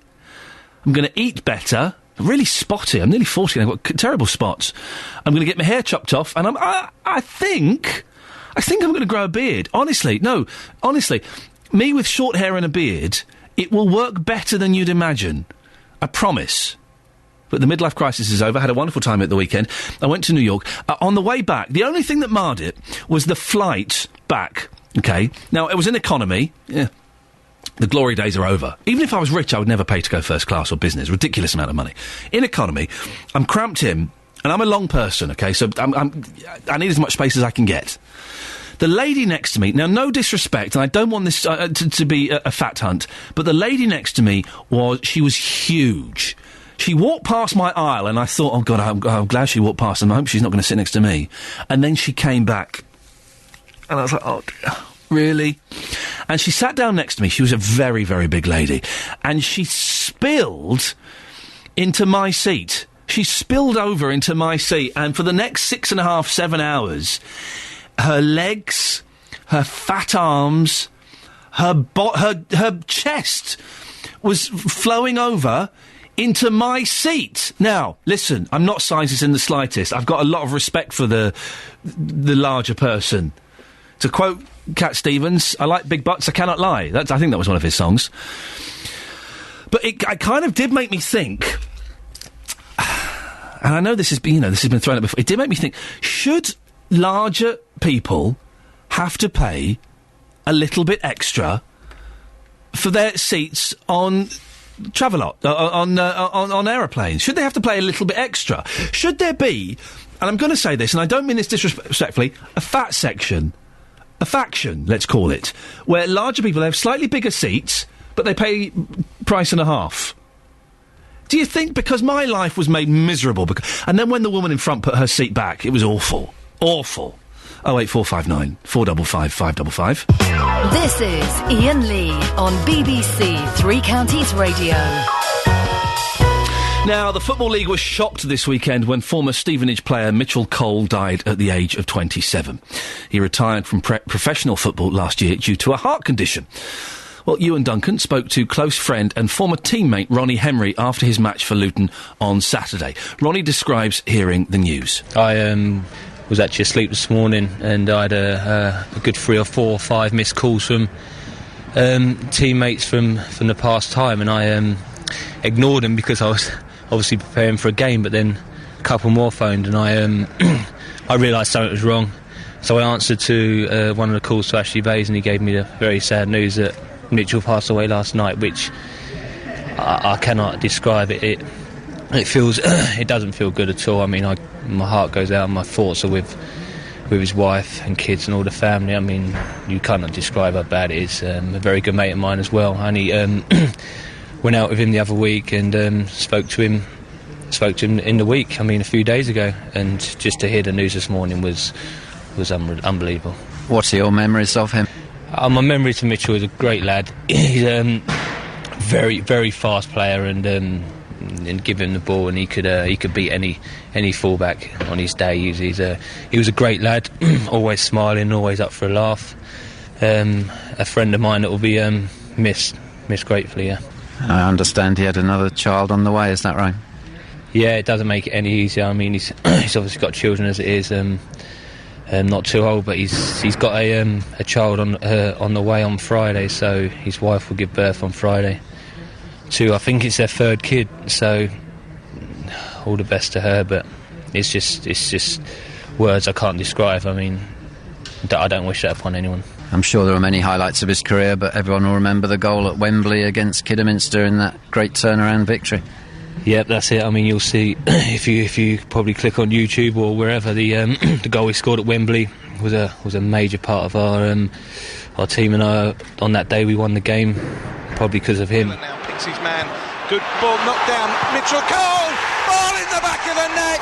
Iain Duncan speaking there to Ronnie Henry, and a little bit of commentary of that famous goal he scored at Wembley there, talking about Mitchell Cole, who died at the age of 27. Now, just going back, don't get me wrong. This is not an attack on fat people in the slightest. It's not. I know it's an easy target. And I'm not doing that in the slightest. It just, economy, on an airplane. One of the concerts I was at as well, I was sat next to these two women, mother and daughter. Oh, my, they were huge. And I was squeezed out of my seat. And you just think, come on.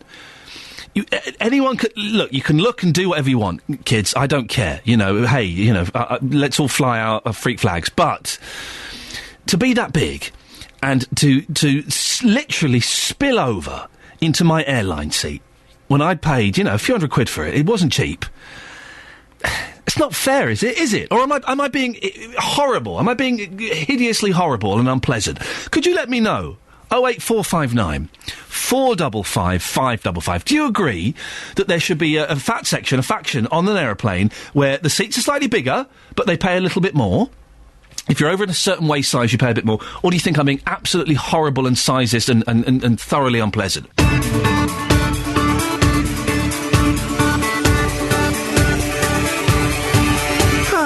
Good morning. Good morning. Good morning. Iain Lee, BBC Three Counties Radio. Lots coming up on the show this morning, including Buckinghamshire NHS Trust is named as one of 12 hospitals where death rates are worryingly high. A High Court challenge to the speed rail link which will run through Buckinghamshire. Do you think it should be scrapped, or do you think HS2 is a cracking idea? And Union J got kicked out of the X Factor last night. Jamie's from Luton. We'll be having a chat with his mum and the rest of the family before 9. Lots of ways to get in touch. You can go to facebook.com/BBC3CR. Send us a text, 81333, starting your text 3CR. Or you can give us a call, 08459 455 555. BBC Three Counties Radio.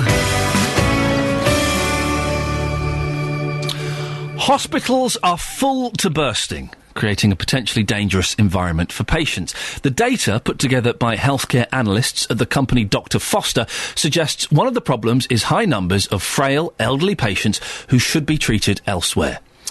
Well, Buckinghamshire NHS Trust has been named as one of 12 where death rates are worryingly high. Dr. Neil Bacon, the founder of the patient website iwantgreatcare.org, says we need more transparency. At the moment, it's easier for you to find out where a good hotel is in your town than to find out whether you've got a good hospital or a great GP. And it's not just the elderly. What people have to answer is it's not just about how can you find a great hospital if you're elderly. It's the same for children, and it's the same for common conditions that affect all of us. Well, on the line now is Medical Director for the Buckinghamshire Healthcare Trust, Dr. Gratz Lucy. Good morning, Doctor. Good morning. These figures sound worrying. Well, I think we're being seriously misrepresented in this report because we are an integrated organisation, which means we have acute hospital beds, but we also have community services. We're unusual in that respect. That's been the case for over 2 years. We're being compared with acute hospitals. Now, our community services include a hospice and other community settings where we provide end-of-life care, where death is expected, and therefore we are being compared with acute trusts inappropriately in a way that is misleading. So this figure saying that the Buckinghamshire NHS Trust has been named as one of 12 where death rates are worryingly high, that's not quite right then? Well, even Dr. Foster admits there is an issue in that if you're not comparing like with like, you may not be being fair. You're not using a valid or fit-for-purpose indicator. Limitations of this indicator have been recognised for a long time. And what we did first and foremost was review quality of care. We looked at individual case records to make sure that the quality of the care we provide could not account for this apparent mortality rate. And if you look at the Care Quality Commission, they corroborate our findings on reviewing care with their random inspection of trusts. As you know, this year, they turned up at our acute hospital sites and they published their report 2 weeks ago showing that we, Buckinghamshire Healthcare, fulfilled all 16 of their standards of care, whereas a fifth of NHS services breached at least one of those standards. And we also have very low hospital infection rates. So it's really important that I reassure the public and patients that it isn't quality that could possibly explain this figure. And we do have an explanation. It's because we are not like acute hospital trusts. We are a combined trust. Well, I was going to say, people will be looking at these headlines and will be worried by what they're reading. You would say don't be worried. I would say, look at other criteria for quality of care. There are lots of valid indicators. Many of them are in the rest of the report. The problem is that Dr. Foster continues to use indicators that look at overall mortality for institutions that may not be comparable. This is a problem recognised in other countries. Their indicator, the HSMR, was effectively replaced by a new government indicator, which is also in the report, but they haven't dropped the HSMR. Both of these indicators have the same limitations, and so they're not used in other countries like the US.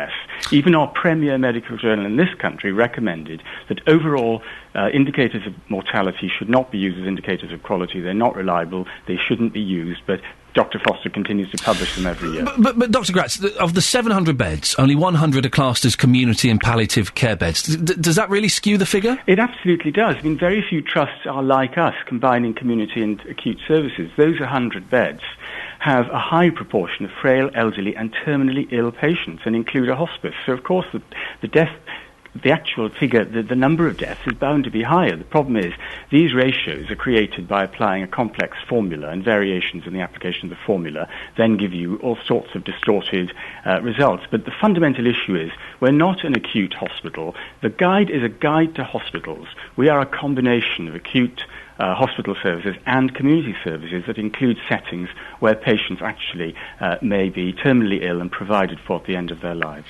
I would imagine that you think studies like this are not particularly helpful.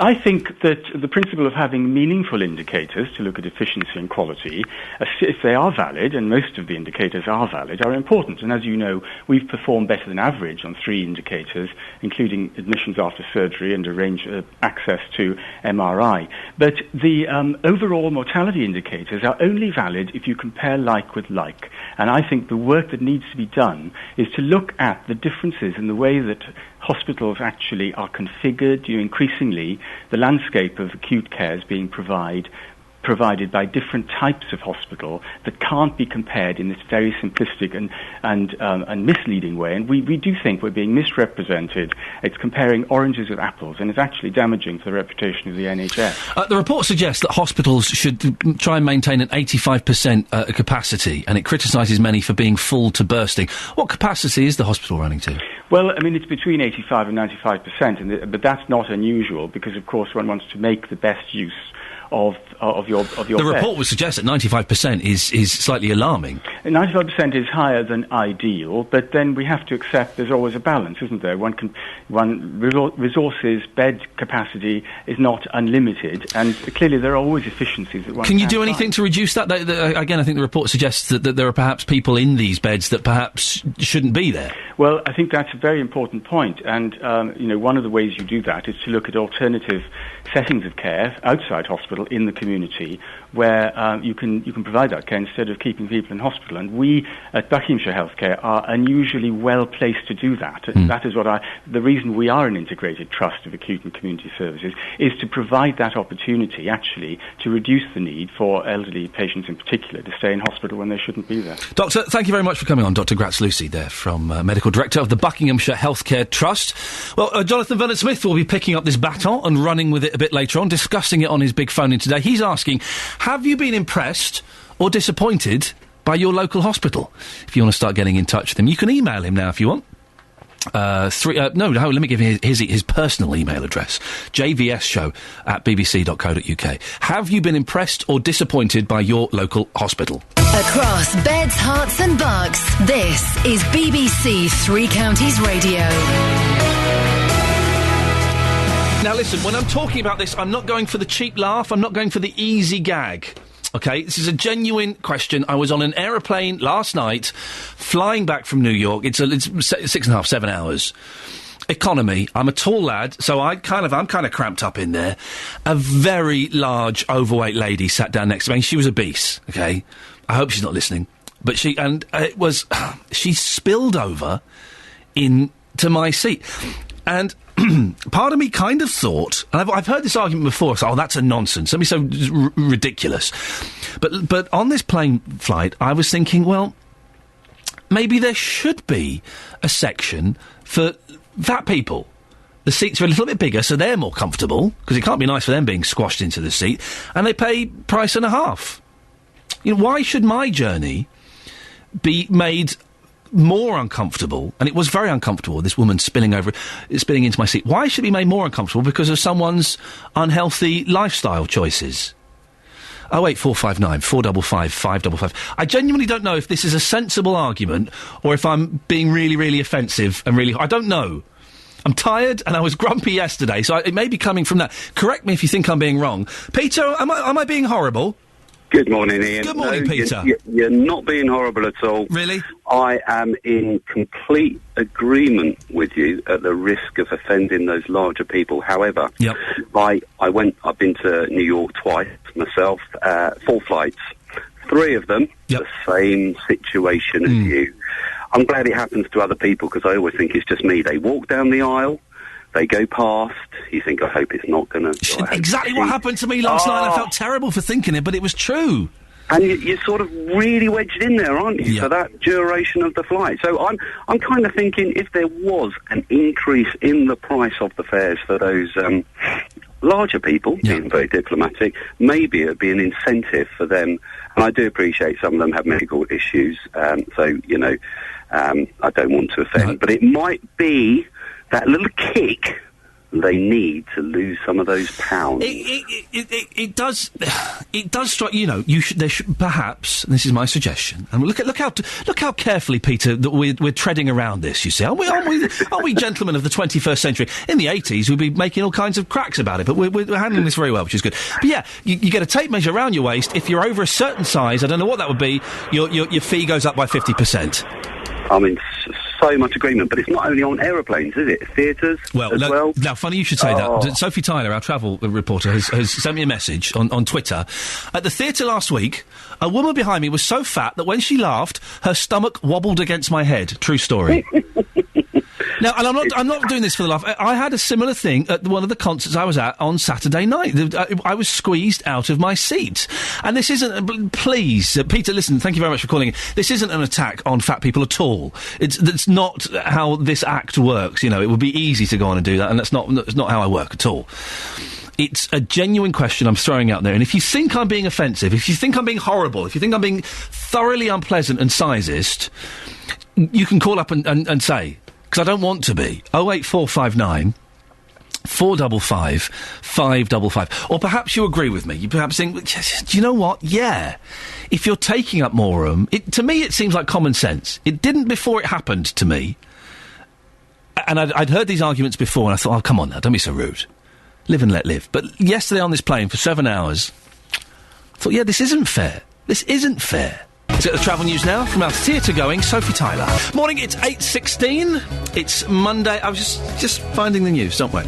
It's Monday, the 3rd of December. These are your headlines this morning on BBC Three Counties Radio. 2 men have died and 4 others are in hospital following a crash on the M1 near Watford this morning. The southbound stretch is expected to remain closed between 5 and 4 until 11 o'clock. Campaigners against the proposed high-speed rail link through Buckinghamshire take their fight to the High Court today. In sport, Saracens are up to 2nd in Rugby Union's Premiership. Rugby! After beating Gloucester 28-23. That's what they do, isn't it? They go, rugby! The weather today... They do, don't they, Jonathan? That's what they do. Yeah, they do, yeah. Rugby! The weather today for Beds, Herts and Bucks. Cloudy, misty and wet morning. Dry and brighter later with top temperature of 8 degrees. Coming up, the judicial reviews into the high-speed rail project proposed to run through the Chilterns begins today at the High Court in London. Before 8:30, we'll speak to the Conservative MP for Chesham and Amersham on the issue. Joined by Jonathan Vernon-Smith, who's really has lived a life. You asked where I stayed in New York, and I said, "What, the wonderful Holiday Inn?" And you pulled a face and said, "Wow, what are you doing that for?" It was functional. It was functional. I was checking out of the hotel at 4:30 on Sunday morning, and I'd heard a really drunk English voice. I was thinking, please don't look at me. I'm just signing for these movies I paid. I watched Spider-Man in my hotel room, all right? What's wrong with that? 3 times, yeah? So what? I'll pay for it, I don't mind. And then as I'm signing the bill, the guy went, "It's that geezer off the telly!" And I looked at him and I went, "No, it's not." He went, "Yeah, you are. You're the bloke off E4. Iain something." I've never been on E4 in my life. And I had to do the... Yeah, hi, good morning. How are you doing? It was awful. Did they like you on reception after that, though? Did they give you any little specials? Well, it was only Spider-Man. It was a new Spider-Man film. I paid to watch that 3 times. What's wrong with that? Oh, it's a bit strange. Is that all you watched? You must be all over the place. Did you get any sleep? You all right? I got a little bit of sleep on the plane when I wasn't being squashed by this lady. But you went to New York. I saw no famous people. You went to New York.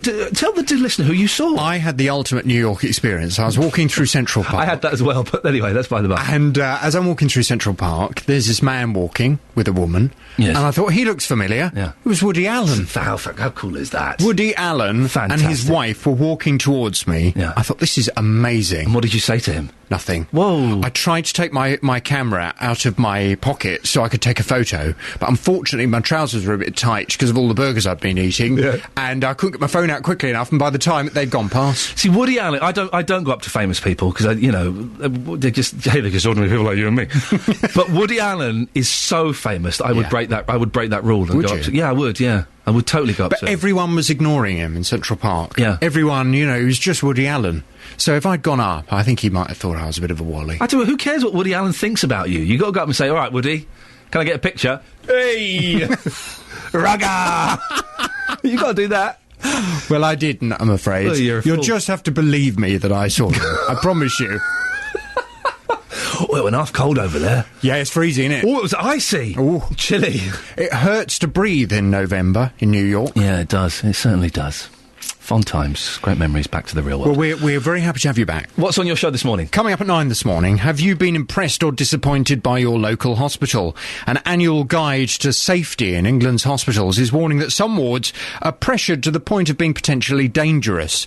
The data from healthcare analysts at a company called Dr. Foster suggests that safe care is under threat because of the numbers of frail and elderly patients who should be treated elsewhere. The Health Secretary Jeremy Hunt denies the NHS is overcrowded, but Roger Taylor from Dr. Foster says there are real stresses being faced in hospitals every day. Well, from 9 this morning, I want to hear what things are like in our local hospitals here in Beds, Herts and Bucks. Have you been impressed or disappointed by the care at your local hospital? If you've been in a hospital within the last 6 months or so, what was it like? Brilliant? Or did you think, oh my word, everything's falling apart, they don't seem to know what's going on, I don't have trust that the quality of care is still good? 08459 455 555. I shall look forward to listening to that. Very quickly, we've got a meeting after your show. Yes. To discuss our Boxing Day special. Oh, yes. What we're doing. So, all I'm saying is, I've got to stick around, because you wouldn't come in early for the meeting, you wouldn't come in at 5, so I've got to stick around until sort of 12:15, so just get there sharpish. Okay. Is that okay? Shut my new shoes. Don't put new shoes on the table. Take them off. Don't you never put new shoes on a table? Why, what happens? It means someone's going to die. Oh, no, not again. If you want to get in touch with Jonathan, you can do. Send him an email now. jvsshow@bbc.co. See you later on. Thank you very much. How rude. jvsshow@bbc.co.uk. The BBC in Beds, Herts and Bucks.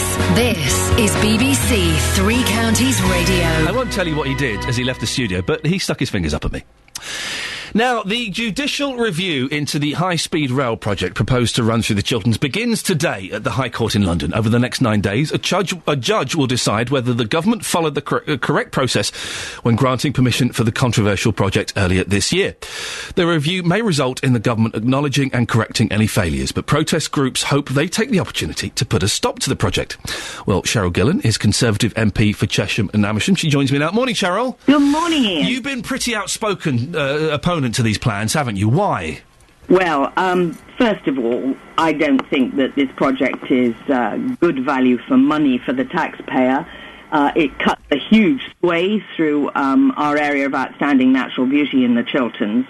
But quite frankly, over the years, as I've studied this project, I actually don't think that this is the right project for the UK, leave alone for the Chilterns and Chesham and Amersham. I think that there are some alternatives, and I don't think government has looked at what they're doing with the rest of the transport system and seems to be ploughing ahead with HS2. Well, the argument that's being used this time are the flaws that were presented in the initial presentation. What flaws are they, Cheryl? Can you just highlight a few of those for us? Yeah, no, of course, because I think it's quite a complex process, really, for people to understand. There are several people that have taken these reviews. The HS2 Action Alliance, which, as you quite rightly say, is a protest group, and they're complaining that there has been failure to follow the environmental regulations and that there's a lack of adequate information on compensation and the affected properties. 51M, which is the councils along the route, they allege failure on the environmental regulations. They're challenging the economic case. They're saying that the government failed to consult correctly or consider the impact on the London Underground and failed to account on the environmental impact on the Chilterns. So that is a big challenge. The Heathrow Hub Group has got a challenge in about improving the connection. And a golf club has got it on because of the impact of the route going through that. Cheryl, did you notice any of these mistakes kind of happening when you were in the Cabinet? To be fair, this is a fairly complex and detailed process. And this sort of matter would never be discussed at Cabinet level. But obviously, in the constituency, of course, I'm quite well aware of the sort of failures that people are alleging because I've been complaining about the same misdemeanors, if you like, or problems at the same time, because they all add up to, I think, some fairly serious rethinking that the government needs to do. But of course, it's a judicial process, and now we have to see what the judge, Mr. Justice Ousley, thinks when he hears this over the next 8 days. We've spoken to some people this morning, Cheryl, who are hoping that the government may use this opportunity to kind of quietly and perhaps less embarrassingly make a U-turn on the project as a whole. Is that a realistic expectation? I would like to think that it's one of the possibilities, but there is a huge drive and political will to go ahead with this project. And, of course, the remedies for judicial review are fairly limited. There's some orders that can be made, prohibiting orders or mandatory orders, even a quashing order, which would mean that the government's got to go back to the drawing board. But I'm hoping that this will be a sufficient jolt for the government to re-examine this project, because even on a simple basis, easy to understand, if you're reviewing your airport capacity in the southeast, why are you going ahead with this railway before you know where your hub airport is going to be, for example? Cheryl, finally, the Chief Executive of HS2 is going to be joining us on the show after 8:30. What's the one key question you want answering? Have they looked in detail at all the alternatives to this project? Because at the moment, this project could turn out to be the biggest white elephant and the biggest waste of government money, or taxpayers' money by a government, that has ever taken place since the Second World War. Cheryl Gillan, Conservative MP for Cheshire and Amersham, thank you very much indeed. On FM, AM and online, BBC Three Counties Radio. Listen, I've seen a lot of things. I've lived. I've seen some terrible things. I think I've just seen one of the most terrible things happen. We have a young work experience girl here, Louisa, who I believe is going to be filling in for work experience Ollie. And I just saw Jonathan Vernon Smith. The way this works is I have a studio. I'm in a studio on my own, and next to me, on my left, is the hub where the production team are furiously working away, and then through that, on the other side, is Jonathan's studio. I just saw Jonathan walk into his studio, look at his chair with disgust, kind of walk out, then go into the middle section where my production team are, and to this poor young work experience girl, it's probably day one of her dream to work in radio and the BBC and media.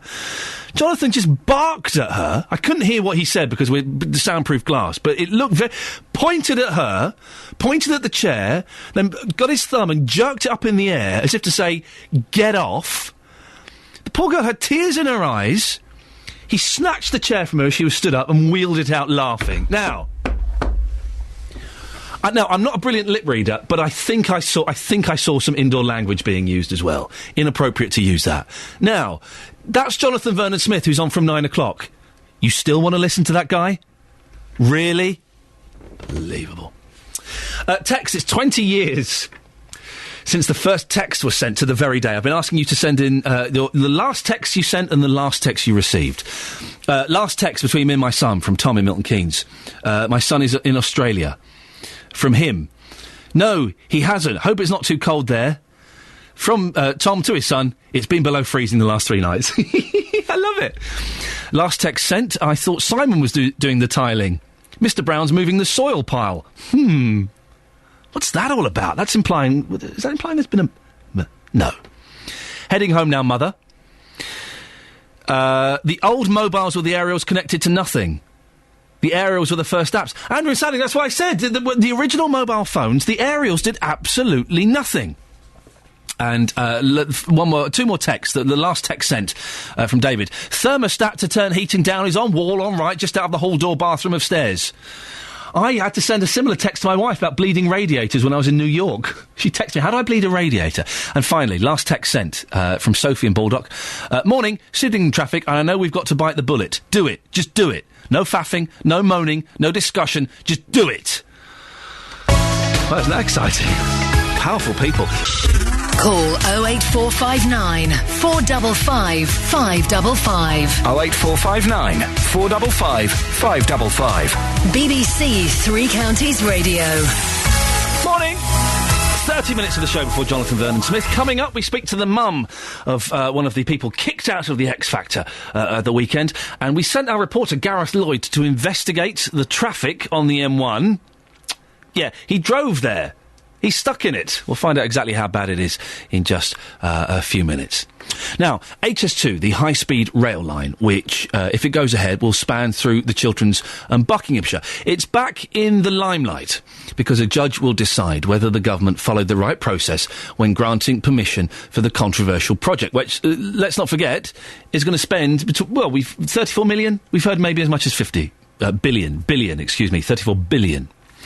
Alison Munro is the Chief Executive of High Speed 2. Previously, she was a Director in the Department for Transport. She joins me now. Good morning, Alison. Good morning. Those against say the business case for HS2, they say it's based on unrealistic assumptions, the environment impact has not been assessed, and the money it will cost could be spent on better things. What do you say to them? This is a project that the country needs. Our railways are becoming increasingly crowded. The number of people using the railways over the last 15 years has doubled, and by the middle of the next decade, essentially, the railway will be full. So this is vital infrastructure that we need. It's good for our cities, it's good for our towns, it's good for the economy, and it's good for jobs. Why is it good for the towns?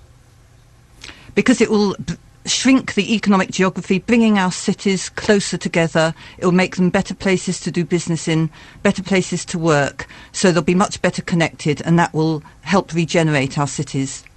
That's fine if you live in London or Birmingham, but if you don't live in those places, you're excluded, really, and you're saving, 18 minutes on a journey? The benefits of this railway go much wider than the places just on the high-speed network. So the trains will run on to the existing railway, so places like Liverpool and Glasgow can be served by trains running from the high-speed line. But also, importantly, it will take trains off the existing railway, releasing capacity on the existing railway. So places like Milton Keynes, for example, could see a doubling in their services as well. So this is much more than just about the high-speed line itself. Alison, how does it really help us here in Beds, Herts and Bucks, because we're the ones that are going to be suffering but getting very little of the reward? We all need a strong economy, and a good transport infrastructure is essential for a strong economy, so we all benefit from that. And this project will have a major effect there. It will bring our cities closer together, it will tackle the problems of congestion on our railways, and it will support growth in jobs. £34 billion. I heard a figure this morning, £50 billion. Why so much money? This is a major infrastructure. This will be the backbone of a new transport network for the 21st century. So this is a big investment, but it also will have a big effect on the economy. So these projects are not cheap, but they bring a lot of benefits. Do you live anywhere near where it's going to be built? I don't really think that's relevant. What this project is about, a project to help the country, to help the economy. That's why the government is pressing forward with the high-speed railway. It's just a question. Do you live anywhere near where it's going to be built? as I said, I live in London. I don't really think that's relevant. Well, no, the relevance London will is certainly benefit from this. The relevance is that we have a lot of people listening to this show who do live near where it's going to be built, who are being forced out of their homes, who are having their businesses closed, who are being forced to move, who are going to have their lives disrupted by this. What would you say to them? The concerns of people who are affected by the getting kicked out of your home. How would you feel if you were kicked out of your home? We of course understand the concerns. How would you feel, Alison, if you were kicked out of your home? This is a project for the national economy. Yeah. It will help our jobs. It will tackle the problems. How would you feel if you were kicked out of your home because of a train line? You wouldn't be very happy, would you? Well, the government has to take decisions, sometimes difficult decisions, that are in the national interest. This is a project that the country needs. As I say, our railways are becoming increasingly crowded, and the government needs to act now, because by the middle of the next decade, the railway will be full, the southern section of the West Coast Cheryl Gillen, MP, says this could be the biggest white elephant since the Second World War. To what extent have you considered the alternative options? There was a lot of work looking at the alternative options, but high-speed rail, a new line, is the only way of providing enough capacity to tackle the problems that are emerging on our railways, and also to bring the wider economic benefits of bringing our cities closer together and supporting the regeneration growth of our cities. We've got 20 seconds. To people who are listening who are being kicked out of their homes and having their businesses closed, your message to them is? The message is this is a project that the country needs. So we need to take it forward. We will address their concerns as best we can, but this is a project that will bring jobs and help the economy in the future for future generations. Alison Munro, thank you very much indeed. Across beds, hearts and bucks, this is Iain Lee on BBC Three Counties Radio. So, you're getting kicked out of your house, compulsory purchase, your business is closing down. It's what the country needs, huh? It's what the country needs, OK? So just put up with it. We're talking, we're going to get a caller on that in a second, hopefully, but we're talking as well this morning. We're all over the place. Larger people. And this is not, I'm not going for any of the cheap gags. This is not a dig at fat people or anything like that. It's an experience I had at the weekend, OK? I'm a bus driver, it's some text. I'm a bus driver in Hemel and frequently see large people taking up double seats with other passengers having to stand. Hi there, Ian. I think people should be charged by weight, like they do with our baggage. Now, hey, that's not a bad idea. For this fat tax, Ian, you're going to have to be sure it's because of overeating and not taking steroids or having side effects of weight gain from certain medication. Yeah, listen, steroids and medication, they can make you bigger. They can't make you as big as this woman I was sat next to yesterday. I've seen the effects of steroids, and but no, it's not that. 08459 455 555. HS2, I've been asking all morning, can you call in, if you're a civilian, if you support HS2, you'll jump straight to the front of the queue if you think it's a good idea. Brian's in Letchworth. Good morning, Brian. Morning, Ian. Why is it a good idea? Well, I'm a retired railway supervisor, and I'd just like to point out to your listeners, in case they don't know, in 2010, Network Rail finished a multi-million-pound upgrade of the West Coast Main Line, and I've heard the argument put forward that they should upgrade the West Coast Main Line. They can't. There's nothing else to do. The West Coast Main Line is completely full. And HS2 is not just a question of speed, it's a question of capacity. There's no sign of the demand for rail slackening off. On the contrary, the exact opposite is happening. And I would remind people in Buckinghamshire that they're probably only kicking off because it's going to, how dare they put something through Buckinghamshire and lower the value of their £2 million houses. But you can understand that, though, can't you? You can understand as well people are being forced out of their houses to make way for this. They're going to get generous compensation. Yeah, but, listen, Brian. A vast amount of it is going in tunnels, and Cheryl Gillen, the MP you were speaking to some time ago, some minutes ago, when she was in the cabinet, she was one of the most vociferous supporters of it. Selective amnesia is a wonderful thing. Brian, they're going to get compensation, but really getting kicked out of your home though for a train, really, find out it's your home. Yes, but people, and there've been questions as well as about the figure that they're going to receive. Well, they're going to receive probably as much as the current value. Really? Of their house. That's not definite, Brian. That's not definite. We know that. I remember we spoke to someone on this show a while ago. They're still waiting to find out what the figure's going to be. Well, they're going to receive something in many parts of the world. They just be bulldozed You can't compare us to the other parts of the world where you'd just be bulldozed down. I don't quite know what that part of the world would be, but it's not going to happen. Brian, listen, you're in support. Thank you very much. It's what I asked for, and it's what I got. Paul in Bletchley has called in as well. Paul, you're a supporter of HS2 as well, are you?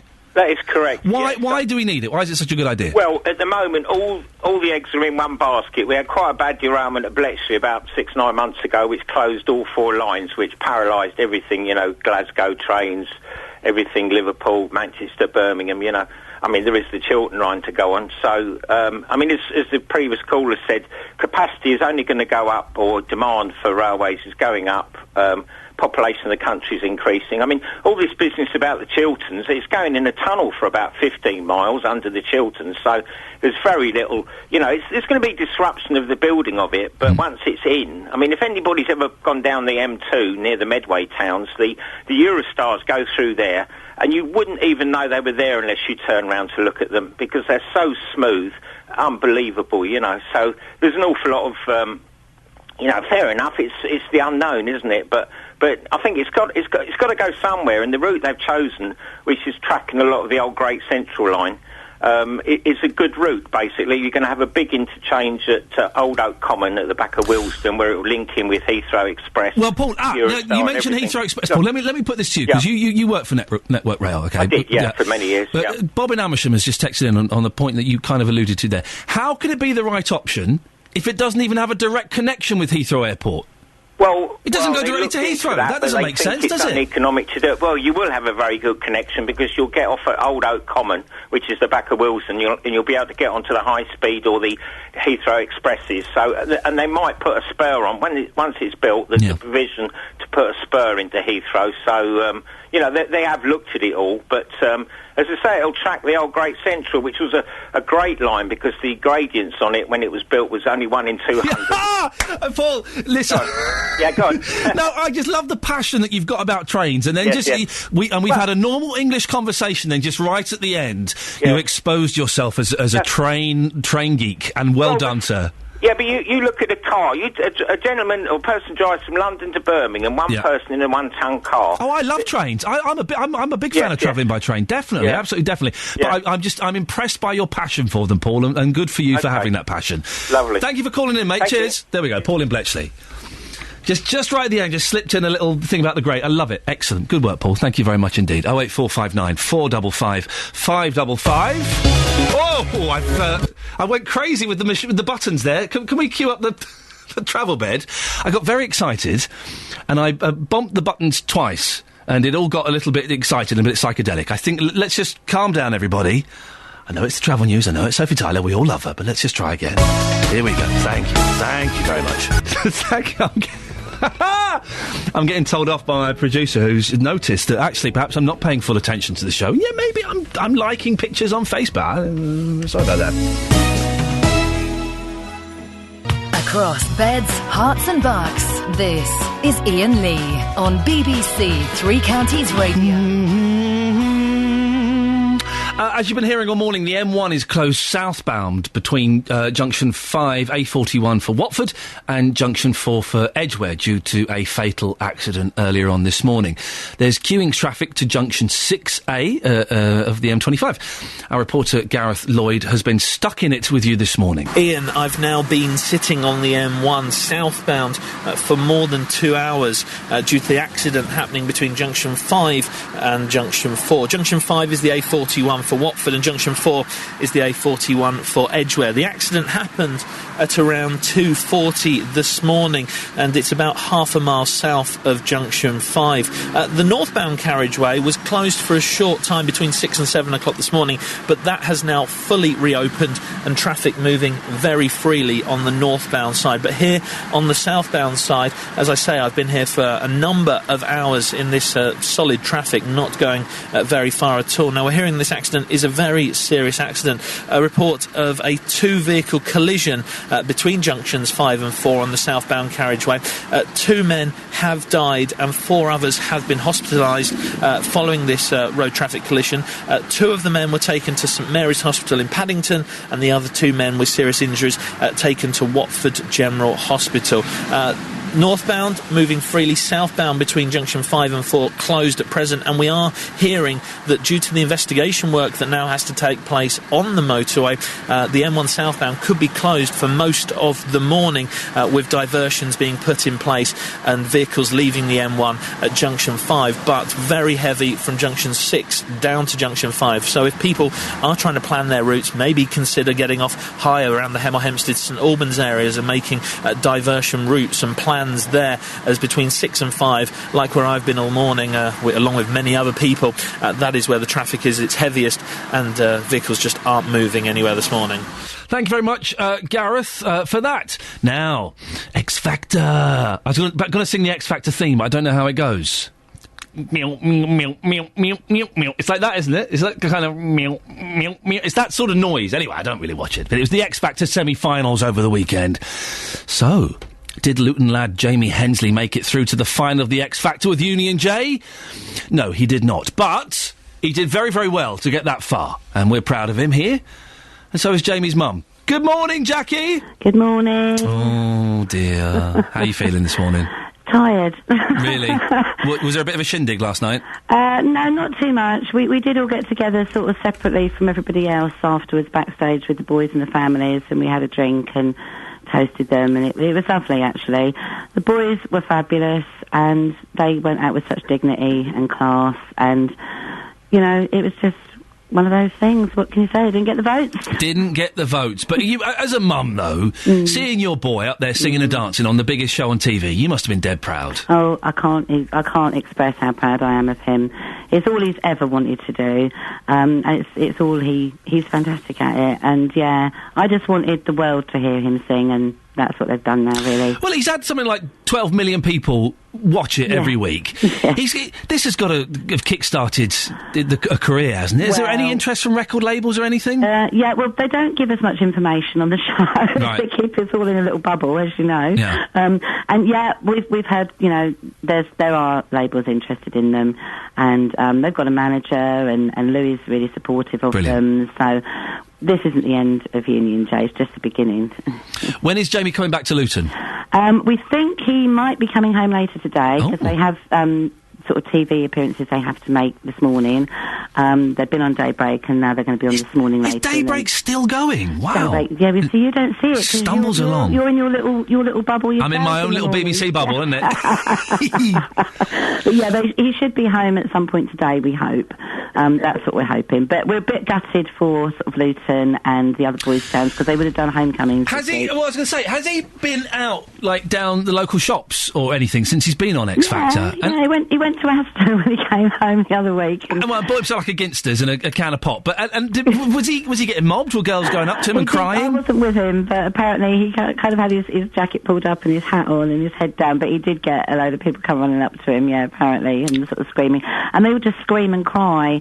But we went up to the studio yesterday early because we had to do a bit of filming before, and we walked around, and they had been camped out all night, the J-Cats. They'd been camped out all night, and they screamed at us when we walked down the road. Sorry, the fans are called? The J-Cats.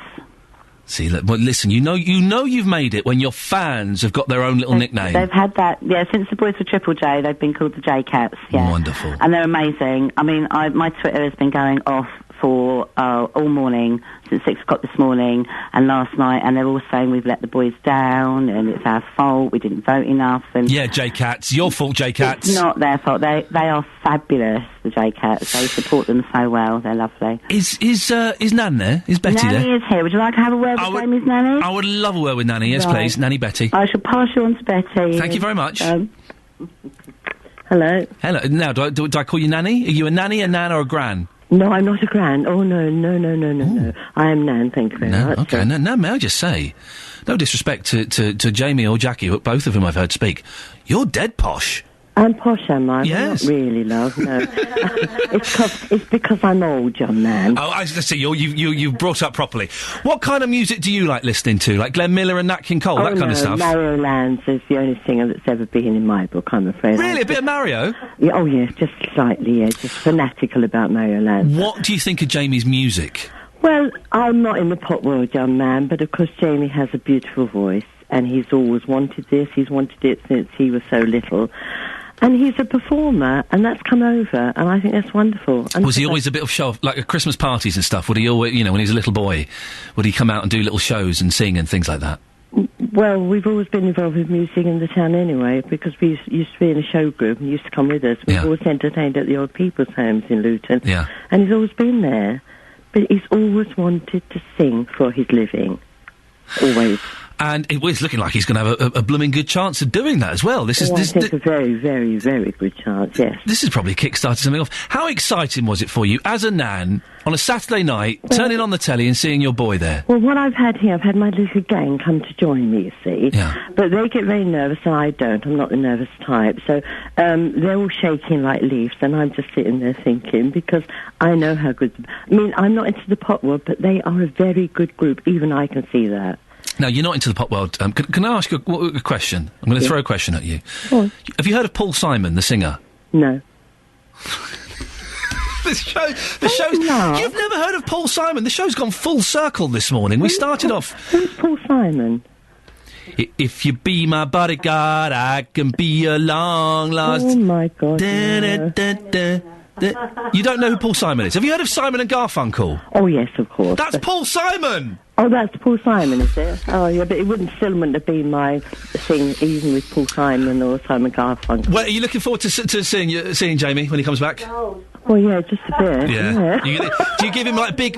I'm old, you see. My daughter's sitting there shouting, you're old. No, you're not old. Oh, yes, I am. Give her a... I'm very old. How old are you? I'm 81 next month. Are you really? Yes, I am. I thought you sounded like a young gran. Oh, that's... you. Well, you can still give Jackie, a slap. You can still do that. Your generation did that, and you're allowed to as a mum. My mum still gives me a wallop every now and then. You a wallop now? Oh, if I'm out of line, my mum's in a wheelchair, so I can avoid her pretty quickly. But she still leans forward to try and give me a bit of a slap. Good for her. Good for her. No. Listen, it's lovely to see you. Are you going to give him a big nan hug and a big wet kiss when you see him? Who, to my Jamie? Yeah. No, he's not. And we don't really do that sort of thing, you know. He comes and gives me a kiss and says hello, Nan, and goodbye, Nan, but that's about all, really, you know. It's lovely to speak to you. Enjoy the rest of your day. Thank you for coming on the phone. Thank you very much. Are you going back to Jackie now?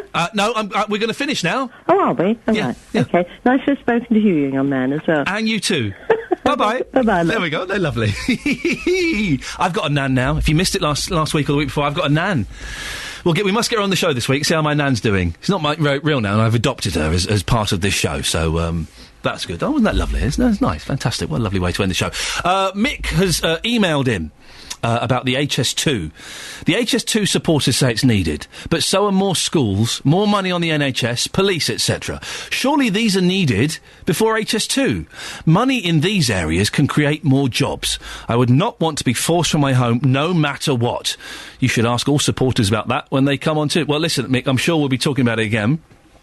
And we will no doubt follow that, and we'll put that question to them next time they come on. If you're wondering what the Paul Simon question was about, go and listen to the first hour on iPlayer. It'll become clear. Well, there we go. I think we got away with it. We found out this morning that most of my team have no idea that Paul Simon is the bloke from Simon and Garfunkel. We also discovered that Jonathan Vernon-Smith is a bully who would steal a chair off a young lady. Getting beds, hearts and bucks talking. This is BBC Three Counties Radio. Not quite how it happened, but thank you anyway, Ian.